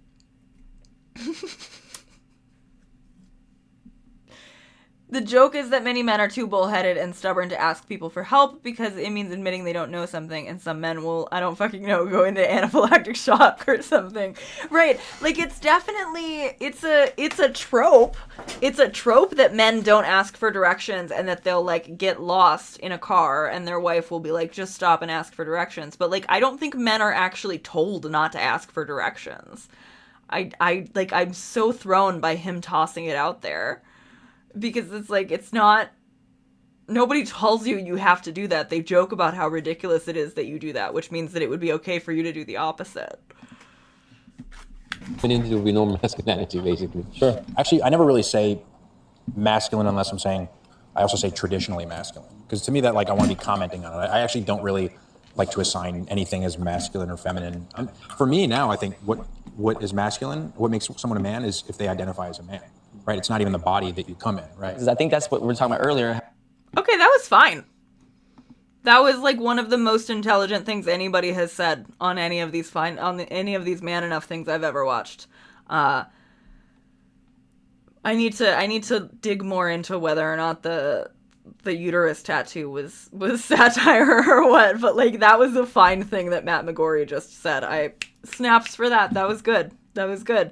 That was, I mean, it would be cool if they like made pains to have a trans woman, like if they made pains to have a trans man here, and whatever. But like, I am glad that he was explicitly trans inclusive right there. That was great. That was nice. It would be cool if there was also a trans man at the table, but I'm glad that at least Matt made it clear that he would be cool with having a trans man at that table. Finally, someone brings up a normal fucking point. Yeah, again, he's cool. He's just really extra. Yeah. How like the label of masculinity, you know, or the label of, you know, the feminine energy. I think we all have the same. We all have feminine energy and masculine energy, all of us. If we're just being authentic and true to that energy of what that is, that's when we feel the most masculine. I'm who I am. You know But why do we and think that is masculine? So why do we think though the feminine, like we attribute the feminine to being like less than? I want to hop on that answer because from the perspective of not just being a man but also being a gay man and homophobia, my experience has been that growing up in the projects of Brooklyn, in East New York, Brooklyn, and where joy was not something you were allowed to express. The dynamic was so very masculine. I mean, I'm going to say that in that way, right? Like because it was so aggressive. And again, that's just like falling in line with how we're told to define masculinity. It was already being defined to me that masculine was just sort of above feminine, period, in the neighborhood as it is. Add to the fact that I knew from kindergarten that I was gay. I had a boyfriend in kindergarten. His name was Jacob. We shared milk at lunch. I was very clear about my sexuality my entire life. But we were separated. We were not allowed to sit anywhere near each other. We were not allowed to play at playtime. We were divided constantly. Do you think they noted? Did they see that? Absolutely. I think the teachers absolutely picked up on it. And I bring all that up to say that it was instilled early that the things I was feeling and I was identifying with were more feminine by definition of the rules that I was growing up in. And that was not okay. That you should not be behaving this way, Javier. You should not be feeling this way because that's... Yeah, I'm also comfortable saying that this guy speaking now also has a good perspective and that I'm glad that he's here. And that he seems like more of a part of conversation than like he seems like he's a more He makes more sense to be part of this conversation than Justin Baldoni does for me. Oh, thank you so much. I know it's late, but I was driving. I think it would go hard if someone got a uterus tramp stamped hat, like unironically. I think that would be iconic. That would be excellent to do Nuance Corner Nuance Corner temporary tattoos. Okay, so it was temporary uterus tattoos at the LA screening of the 2016 Golden Probes, rewarding male politicians for truly heroic acts of sexism about women's reproductive. Check my Instagram story for more. Okay, so it's not a real uterus tattoo. So I'm fine with Matt McGorry. Kate also says he has long-standing support of pro-choice organizations. That's excellent too. I'm happy about that, and I am glad that there's a gay guy here.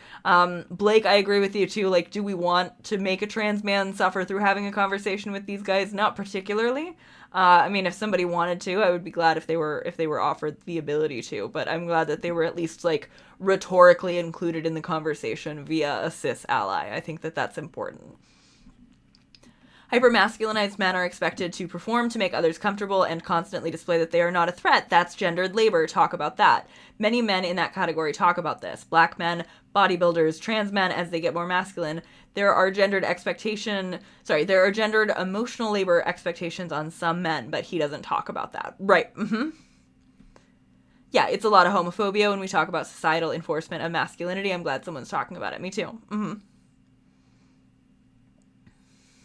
It would actually be so frustrating to be trying to have an actual real discussion and keep running up against Justin Baldoni's surface level bullshit. Yeah, I agree. I think so too.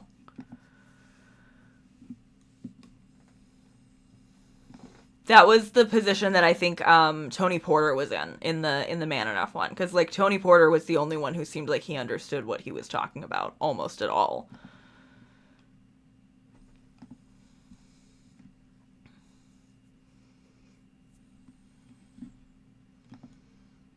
It's feminine, and you are a man, you're a boy, and so I think we have like an age-old conversation there about how we view our women, how we view femininity, where that comes from, and that's a big root of how we then define ourselves as men. The programming that you're gonna have the rest of your life happens from 0 to 7. Trash. This is women be shopping levels of gender analysis. Yeah, that's as much as Baldoni is capable of. So what are we telling kids from 0 to 7? I mean, from birth, it's you're a boy, you get blue, you're a girl, you get pink. It's so deeply ingrained in our society. A girl who likes sports, what do we call her? Tomboy. Boy who likes easy bake ovens, what do we call him? Fag. I actually never liked those damn easy bake ovens, right? But I say that only because I don't want it to be thought that like that's a thing. You can actually be gay and not like the girls' toys. And vice versa. The elephant in the room, if you will, about so much of men's emotional expressiveness is homophobia.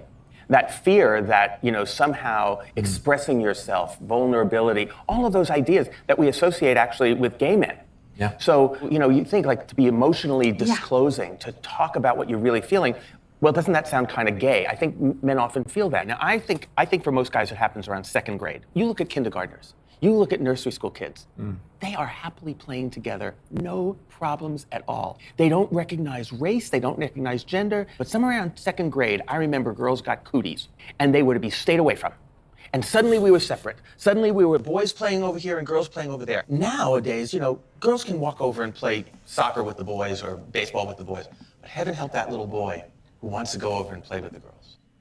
I don't think that it's true that there's no racism until second grade. I also was kind of surprised by the dropping of the F slur, but I think it was the gay guy who said that, so I think it's fine. I understand why other people might have been uncomfortable with it, but I was like, whoa. But I think it is. I think it was at least the person at the table who is allowed to say the F slur, who said the F slur. Some of these dudes are dope as hell. Yeah, that's not true, lol. Yeah, right, like, literally, like, they don't see color. I don't believe that there's any basis to imagine that that's true. That sounds like something white people say that they think is true, and that they tell themselves is true. But he was very confident claiming that, yeah, he said, no, he said in second grade they don't see color. He equated sexism and racism as the same thing and the same issue that that children have, which also, I mean, I think you probably also could instill sexist beliefs in your children long before second grade. Like, this guy, most of what he's saying is fine, but he was very confident saying second graders don't see color, which is not true.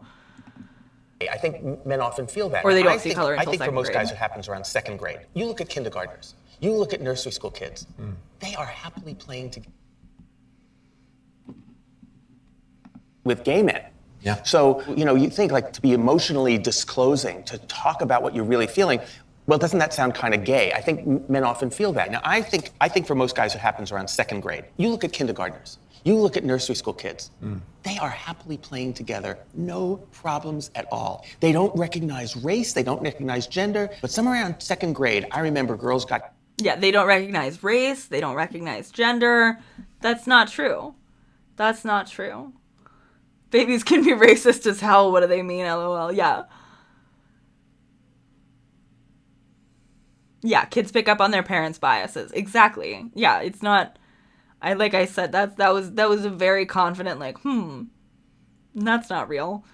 Another thought about earlier, I've had a hard time asking for help because I was a smart kid to whom everything came easy, struggling with failure. Yeah, for sure. Thank you very much for the super chat. The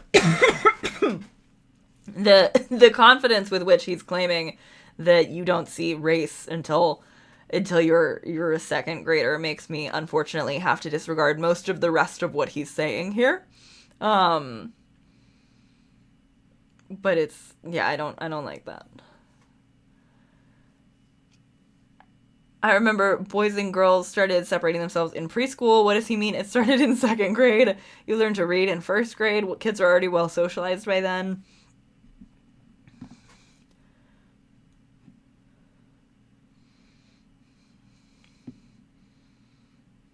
Come on. It's not playing? Cooties, and they were to be stayed away from. And suddenly we were separate. Suddenly we were boys playing over here and girls playing over there. Nowadays, girls can walk over and play soccer with the boys or baseball with the boys. But heaven help that little boy who wants to go over and play with the girls. Now, who taught us that? I think we know. It's other boys. It's other guys who start policing our masculinity really early on. And it carries with us. Is it in us then? Is that what it... No, what we social scientists know is that there is no trait at all that's only for males and no females, or only for females and no males.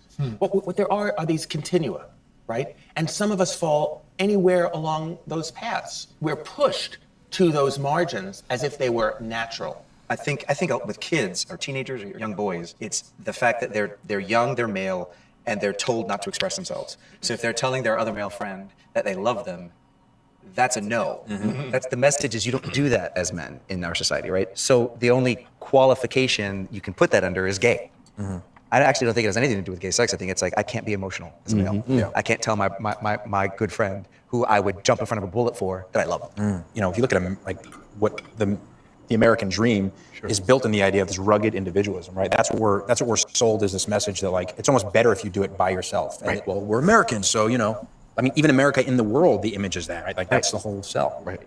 And to go back to your question, it's in our media. It's in, I think back to growing up in the 80s, and I was thinking about the cigarette ads in the 80s. Oh, thank you for the super chat. I think some men are raised with the mindset I was, but they don't think so. They think only men ever experienced the things that they did. Did they say homophobia is, it's also to do with gay sex? Hang on, sorry, I think I missed something. This is that meme where talking about gender with queer people is Socrates and Aristotle, and talking to Justin Baldoni about gender is like talking to children.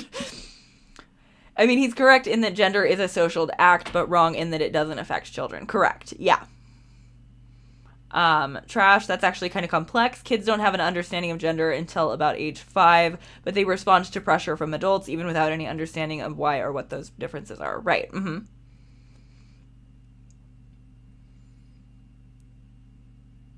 Men generally center on other men. Like a million girls could affirm their masculinity, their sexuality, their integrity, but all they want is for other men to like them. Mm-hmm. It's I keep thinking about when Medusini was doing her stream of the proposal video and how much of the proposal was like centered around all of Justin Baldoni's friends who are dudes. And she was like, wow, Justin Baldoni is really a guy's guy and a boy's boy. Which I think is very true. He's very for the boys. Yeah, I was also raised to bottle up my emotions and not cry. It's not just a man thing, it can be a race thing too, and most of the people who taught me that were women in my life. Right. Yes, exactly. But Baldoni is not willing to consider that at all.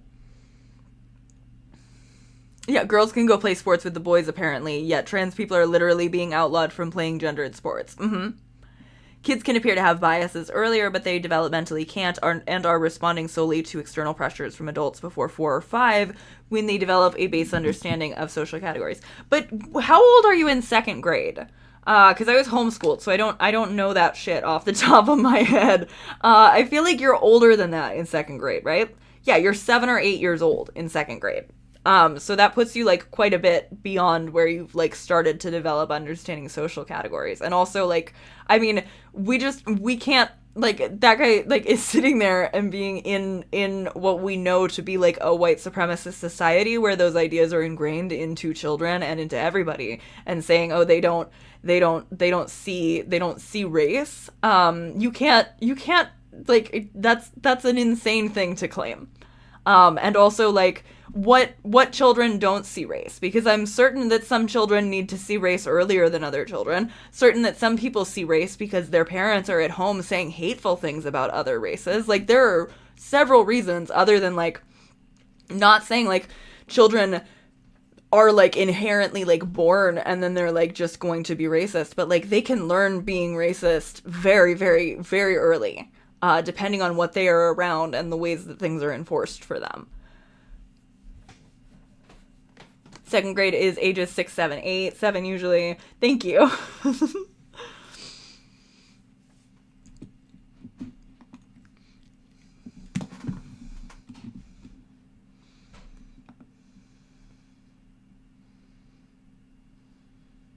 Of the solo guy in nature by himself, or maybe he's in a social situation, there's tons of people around him, but he's the solo guy who has to be alone, really cool and dark, and the Marlboro Man, you know, and that was a strong message of masculinity that gets sent out. You were a rapper. What was that? My experience with hip hop and masculinity, I mean, I don't think there's anything more hyper masculine than hip hop. Yeah, Little Shop of Alley. Yes, I grew up in white schools and experienced overt racism from other white kids. I'm very sorry that was your experience. I mean, I feel like that's kind of also goofy for me to say. But like, I am sorry that that's your experience. And like, yeah, a child who is experiencing racism knows firsthand.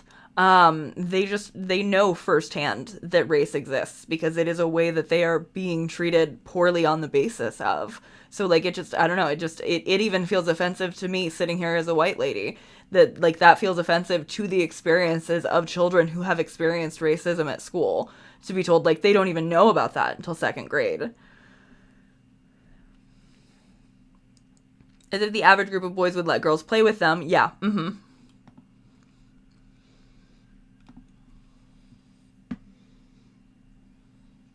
I mean, you got guys who are doing everything that they can to posture themselves for the houses that they have, the money that they have, the women, multiple women, clothes, cars, and then they're bragging on top of that about it. Growing up, I wasn't allowed to listen to hip hop, I guess because of the negative images. Fast forward 15 years, I get into what hip hop is at its core, which is the voice for the voiceless. It's MCs speaking about issues from socioeconomics and politics and religion, questioning, starting a conversation. But there's always a level of masculinity and I'm better than you with all hip hop that I found. Like my first rap name wasn't Prince EA, it was Richie Rich. That's wild. Are you it serious? Was, it was rapping about money I didn't have. Was it really? Yeah, because I was so much influenced. Please by give me these one guys. verse. I don't remember any verses. Listen to the metaphors, the language we use to describe the kind of men we want to be. First, I mean, just American history, autonomous, independent, not needing anybody. Our images of masculinity have been, for so long, the man who leaves the city, leaves the woman behind, and rides off alone on that horse into the sunset. Yeah. This is what we grew up with. This has been constantly fed to us. We want to be hard. We want to be impervious. Nothing should ever affect us. Nothing should ever get in. That is not human. No. So I think generationally, we are now at a point where we've realized that something that we invented mostly in the 20th century is actually doesn't work for us. So while I have the most manly plate, how do you think we define masculinity in I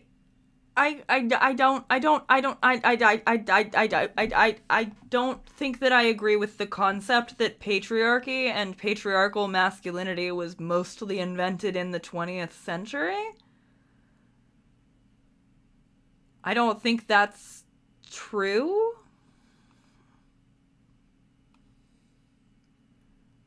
I don't think that that's true.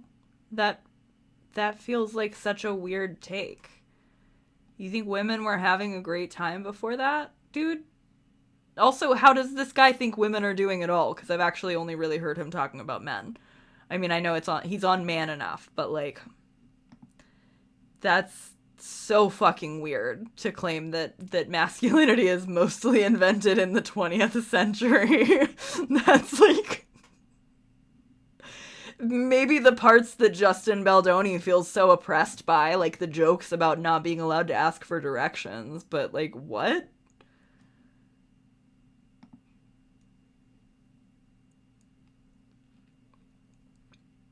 Yeah, patriarchy is old. Right. Do they think it was invented in America? Is that why they think that it popped up in the 20th century?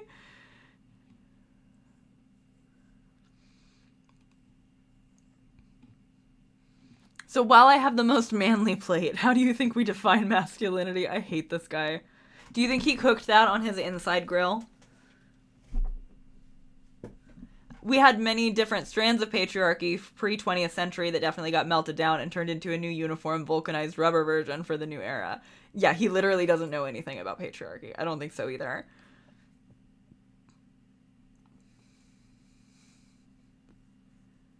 Sorry, I'm just...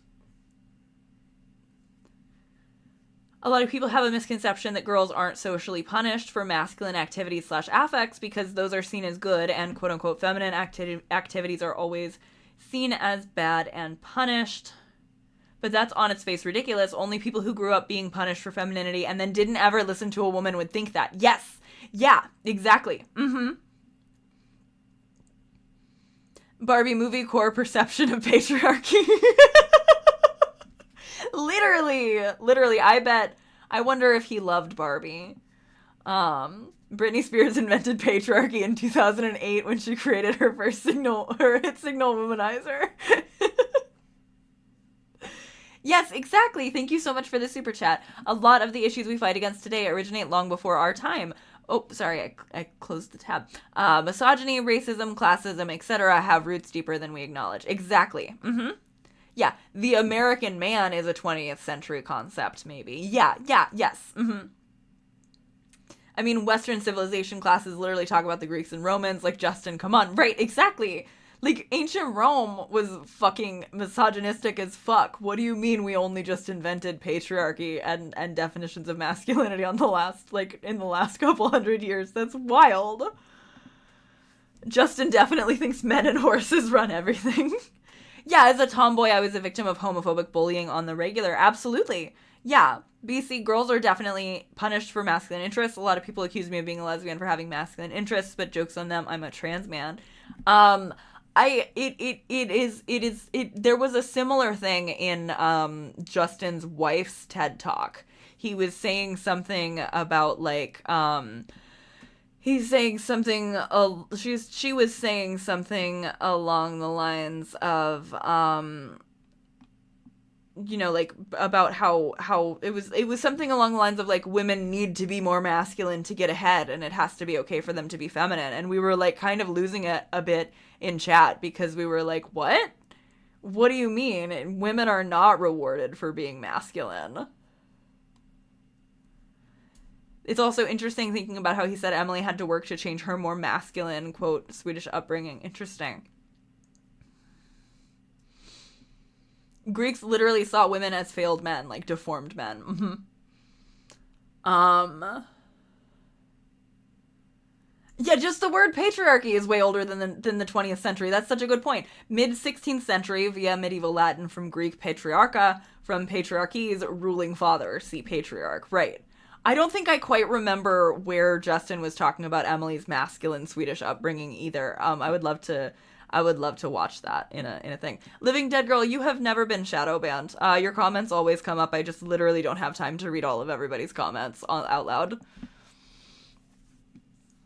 I always see your comment and then I see you comment again that you've been shadow banned, but you have not. America.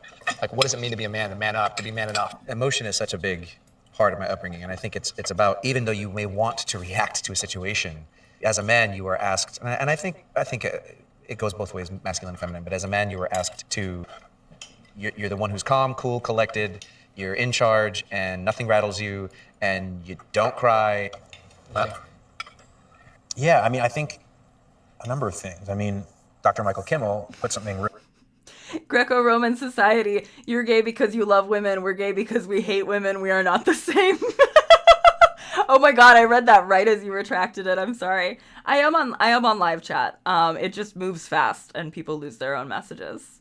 Aristotle thought women had a different number of teeth but couldn't stand talking to one to fact check that theory. Girls are also punished for showing emotion. It's a myth that girls and women are socially free to express emotion and not pressured to repress emotions. Exactly. I agree. I feel girls aren't usually actively discouraged into gender roles. It's the danger way boys are, but more likely girls are prepared for performing femininity. It's official, man doesn't seem like a real word anymore.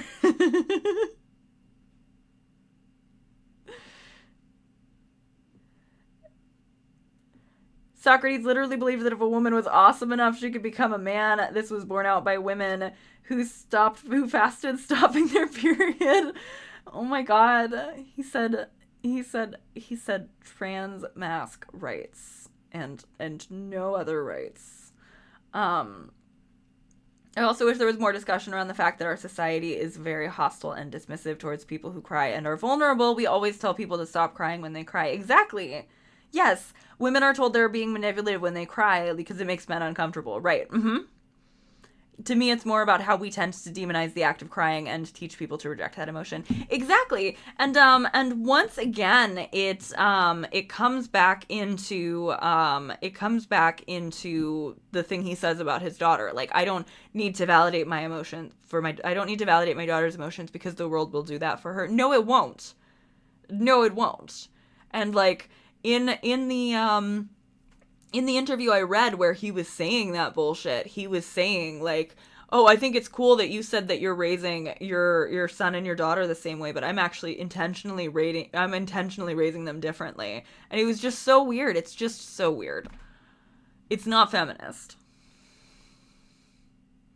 Men's tears are taken more seriously. People are more likely to believe their emotions are real and important when they cry versus a woman. Yes.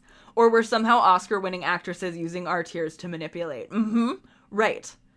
Women are told they're on their period just for slightly showing emotion. Exactly.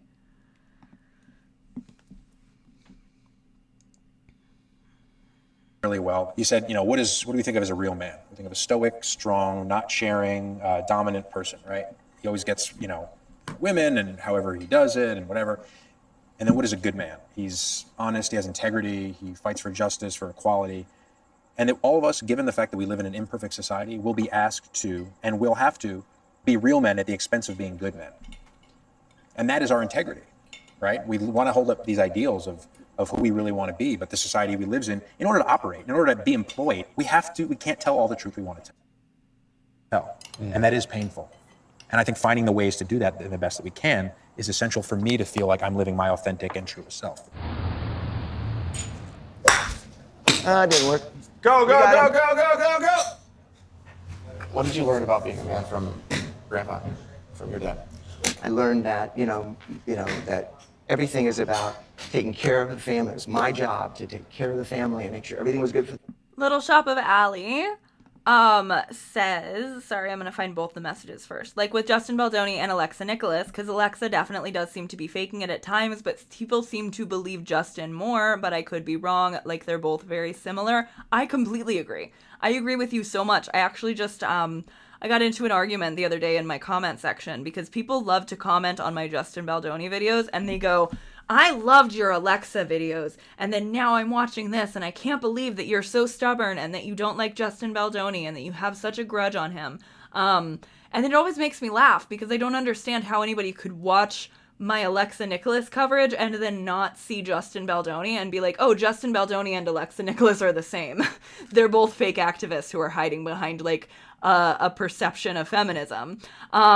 Because, like, literally, you had to be watching that and turning your brain off and just being like, oh, so she'll side against the woman, which is, like, very plainly not what the point of my videos is and why I, like, front-loaded so much nuance and stuff into it, because I didn't want people watching just because they were excited to talk poorly about a woman. But clearly, based on the amount of people who come at me sideways as if because I was anti-Alexa, I should be anti-Blake, when, like, out of Alexa and then Blake and Justin, Blake has nothing to do with Alexa, and Justin has everything to do with Alexa. They are the same fucking person. They're doing the same fucking shit. like there is no follow through when I like there's no follow through that would make it make any sense for me to not take the side against Justin if you liked and watched my videos about how Eat Predators was like a self-serving and fake feminist organization by somebody who fake cries. It's easy to like Justin and hate Alexa if you just hate women, right? Like, it makes no sense to me how anybody, like, comes from that to this and then thinks, like, well, I agreed with you about the other thing, but I don't agree with you about this. Maybe because you're a misogynist and you're not realizing.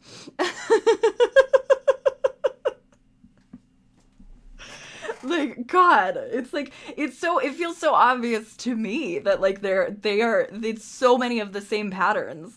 But okay, sure. I guess people are so surprised that I'm anti-Baldoni. Okay, so I guess he's talking to his dad now. Now, so no matter what the circumstances, my dad was always there and he was always strong, and we got through everything. You don't make excuses, you don't talk about your problems, Right, exactly. Unless the anti-Alexa people immediately meant you thought she was lying about being abused, in which case Blake and Alexa would get lumped in the same pile. But I've made it so clear that I do not believe that Alexa Nicholas has lied about being abused, and that I, like, won't let people say that in my comments. So it makes me feel wild to, like, think that people are watching that and being like, well, she thinks that and she's okay with me thinking that, she just doesn't want me to say that. Like, no, fuck off. I don't think she's lying about being abused. I think she's lying about being a feminist. Those are two very different things. Oh, Dad mentioned bingo spot. Amazing. Good catch. I forgot about that. Okay.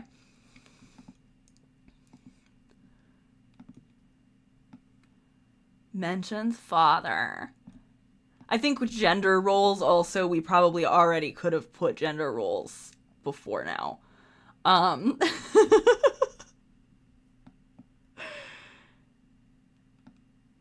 Do we have weird thought on men's emotions yet? I feel like weird thought on men's emotions already happened, but I'm not positive.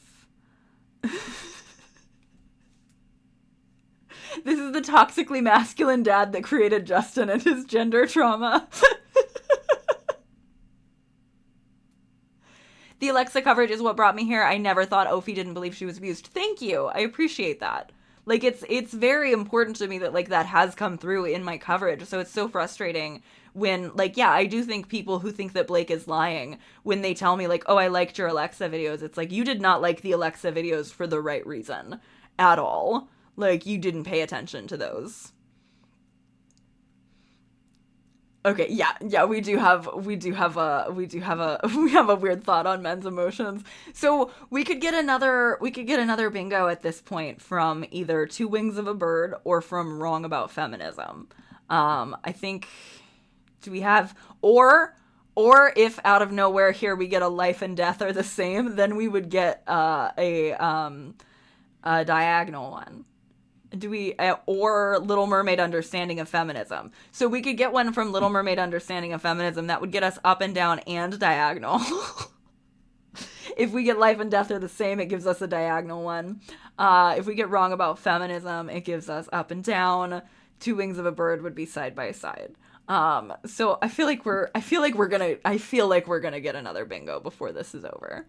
I do think even if we don't, after we're done watching this video, I'll probably try to start moving myself towards bed. But this is very fun.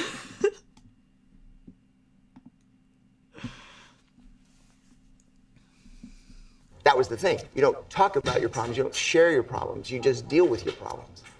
You know, growing up with, you know, Clint Eastwood and John Wayne.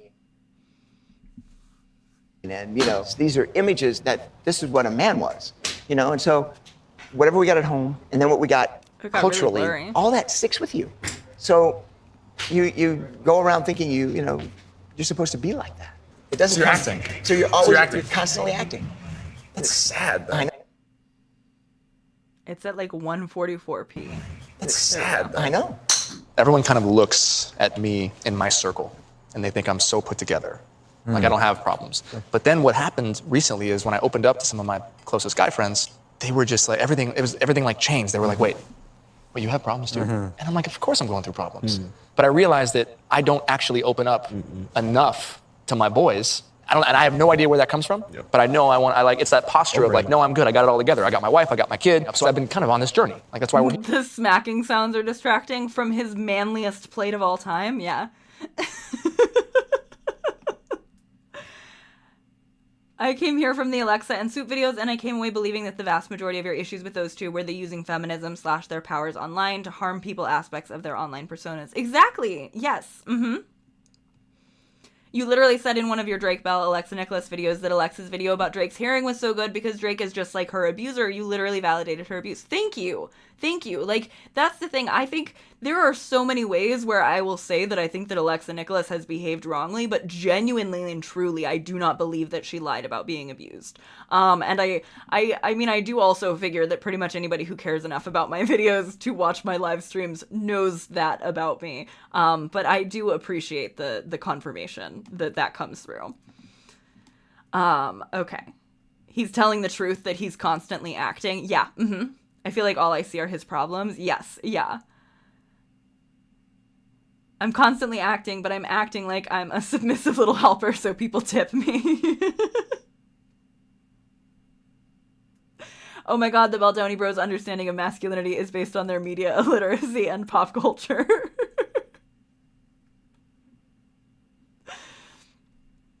Bro, how come men aren't seen as annoying? Because this man is annoying as hell, but women will breathe and be seen as annoying. Exactly.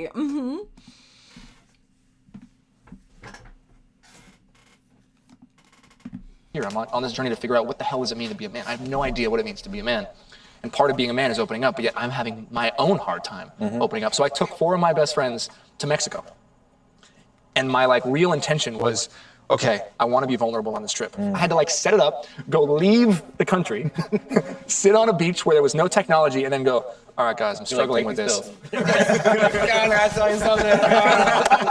mean, it would have been much cheaper if you just went to a therapist. But I have a therapist. But think about it. I pay this person. This person isn't in my closest circle, right? So as an example, my dad is one of my best friends.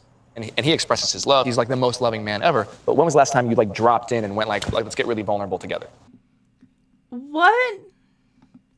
I'm so lost by I needed to talk to 4 of my best friends. I do see a therapist, but I pay that person. That's weird.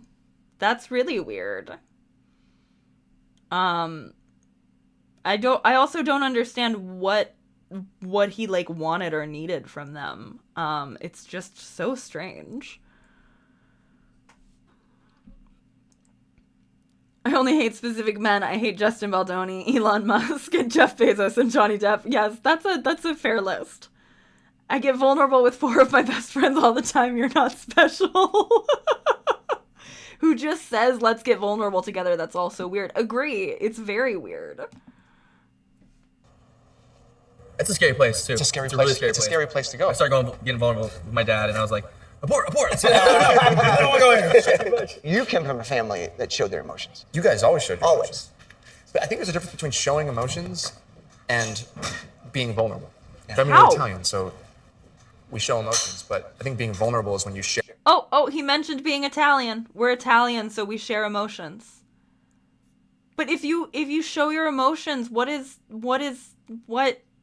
the difference between that and being vulnerable? Like, I don't understand. Yeah, he talked about this in his TED Talk and was like, yeah, we opened up and all the pain was gone. Mm-hmm. Friendship is when you give me therapy for free.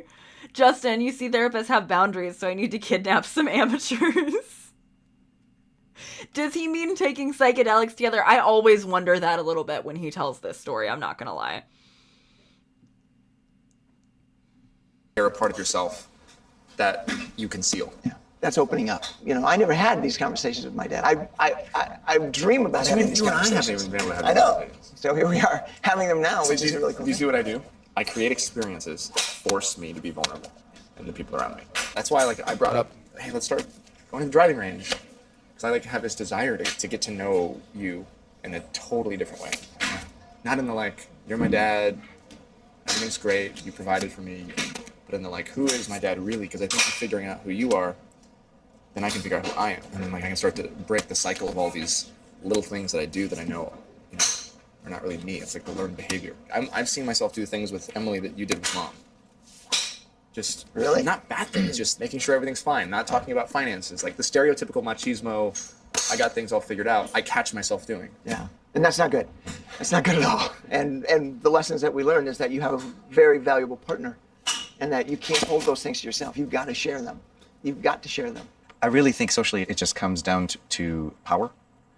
And it's something I sort of question all the time and I struggle with to understand. It's empowering for women to express themselves amongst each other. And it's giving away our power as men to express ourselves amongst other men. I think that was a Little Mermaid understanding of feminism. Javier, how were you the one who brought us there? I had such high hopes for you. It's empowering for women and it's disempowering for men. Bet you on land. They understand, bet they don't. Reprimand their daughters. That's another bingo. That's another bingo because we got a Little Mermaid understanding of feminism moment. We got there. We got there. Mermaids in the chat. It's also wrong about feminism. I agree. I would not say that it's inherently empowering for women to share their feelings. I would say when women share their feelings, they are like put in a position where they can be made more vulnerable because they will be called manipulative or dramatic or overreacting or trying to steal somebody's movie. Yeah, we got a triple bingo.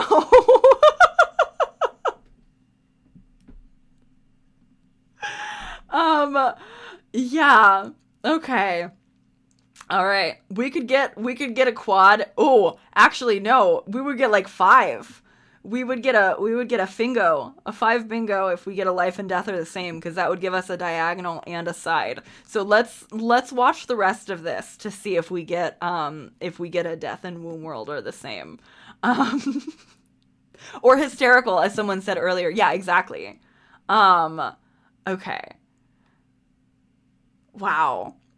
That was funny. I was not expecting. I was thinking the Little Mermaid would come from Justin. I mean, arguably it already has, but like that was the most explicit one thus far, I think.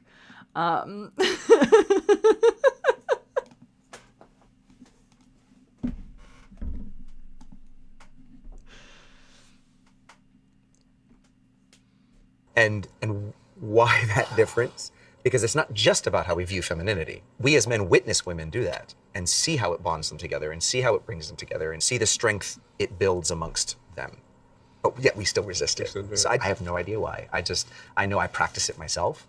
I know that there are situations where I probably should express myself and don't because it's another man and because of all the power things I have in my head.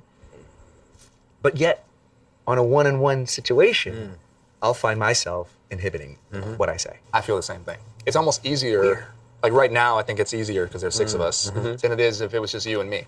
Because I don't know if you guys feel this, but if it's just me and another guy, there are times when I have a hard time even just looking someone else in the eye. Yep. Which is so weird because over time I feel like my superpower, my strength is the fact that I'm willing to share. But then you look everywhere else except in the soul of the other man, but yet we can look at a woman all day long. It's true. And that has nothing to do with sexuality. We could look at a woman all day long. That was weirdly objectifying. I don't. Okay. Alright. I don't think that's one of our squares, but it's so weird. Add a square for guest completely mocks Justin's feminist analysis.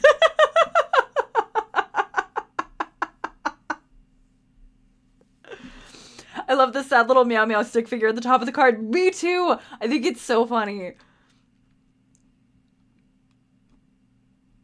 His quick little no homo. Your oversharing is not really a superpower though, right? Why does his feminism always seem to be him talking to a bunch of dudes? You don't have to make eye contact to be emotionally vulnerable, neurotypical man. There's nothing to do with sexuality. Does it become that though?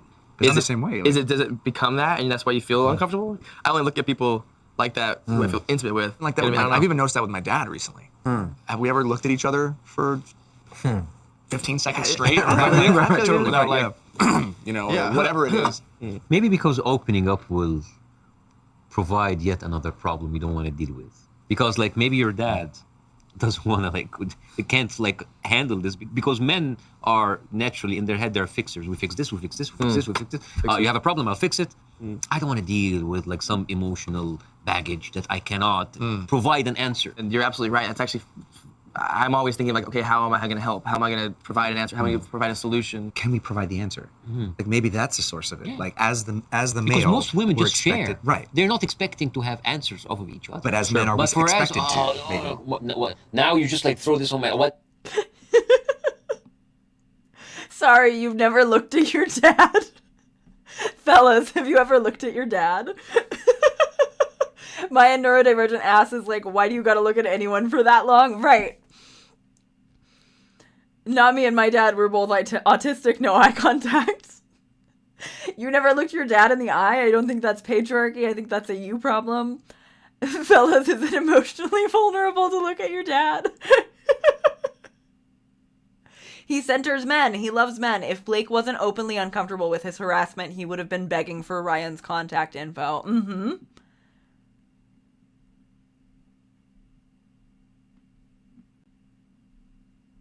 Fun fact, staring directly at a human face begins to produce hallucinations for many people after about 10 seconds.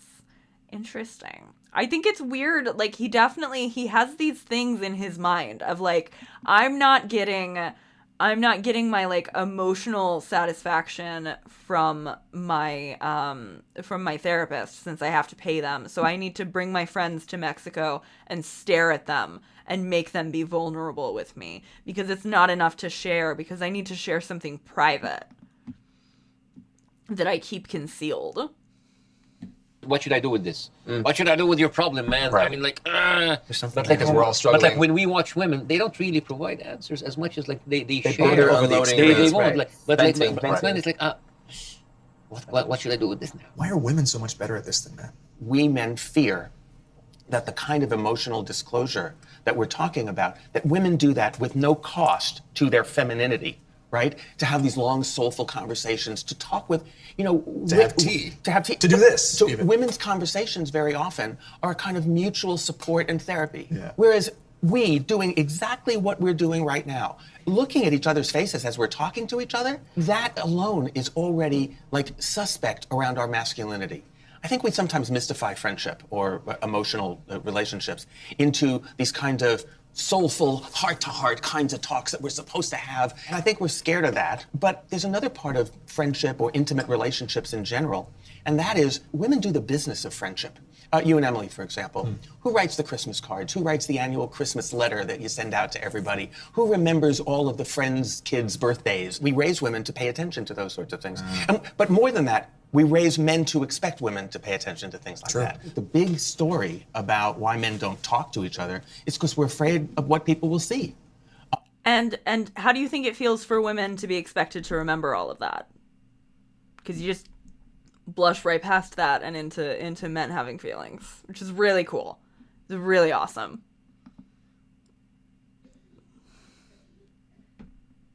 Men talk all the time. What are you talking about? Yeah.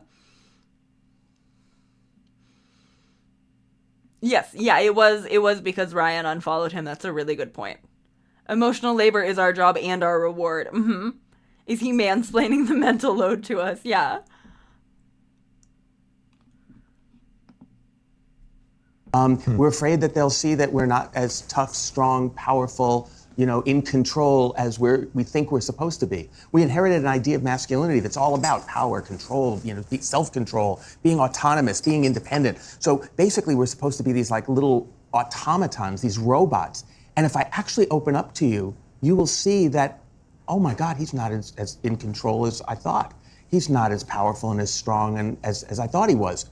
So just the idea of talking, of really talking, is scary. So what we do is we talk in a frenzy so that you don't have that conversation. It's so easy. Just think about it.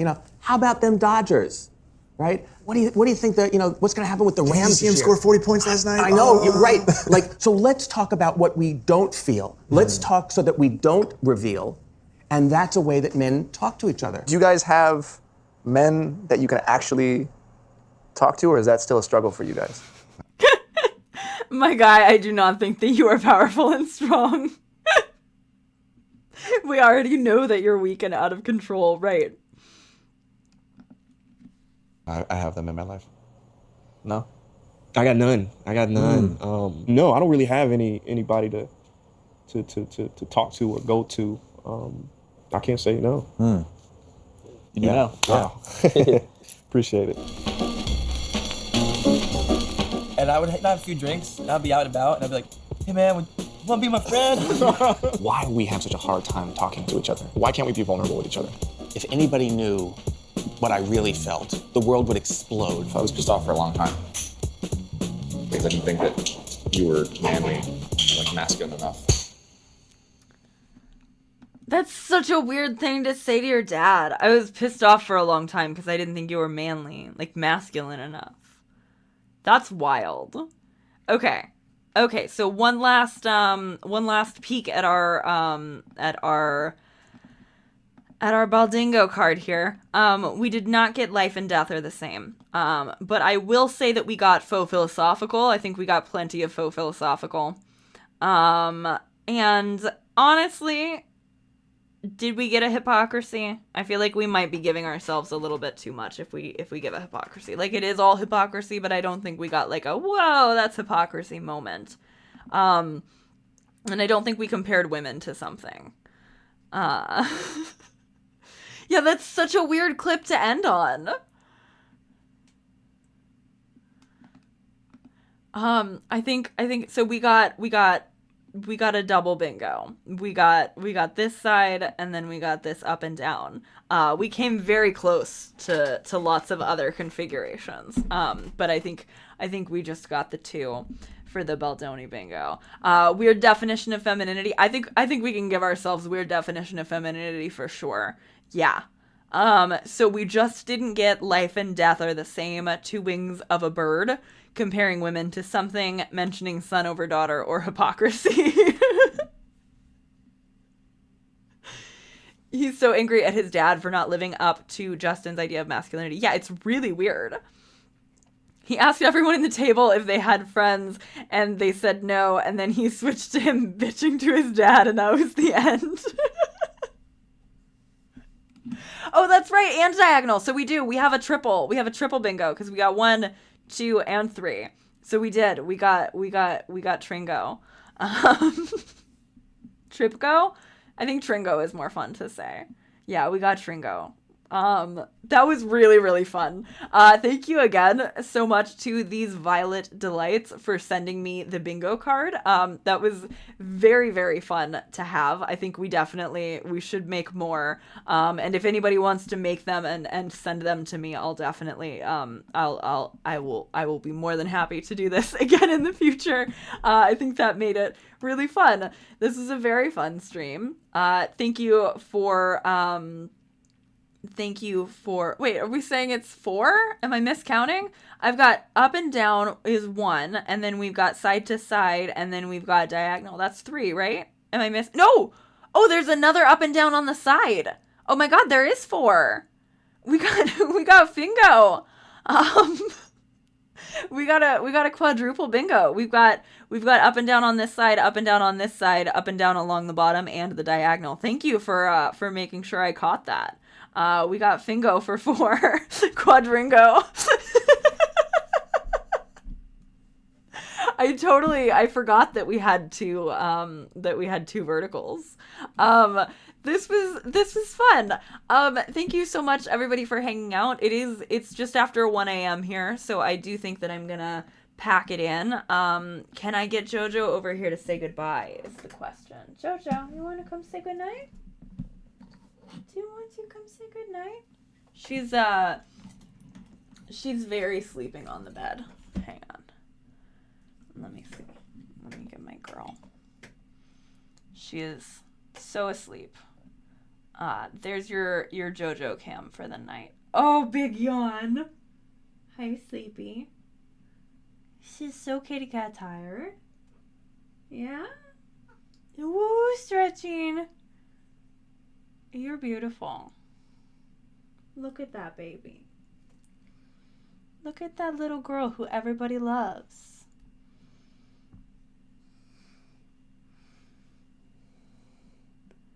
All right. Everybody have a wonderful rest of your night. I love you very much. Thank you for hanging out.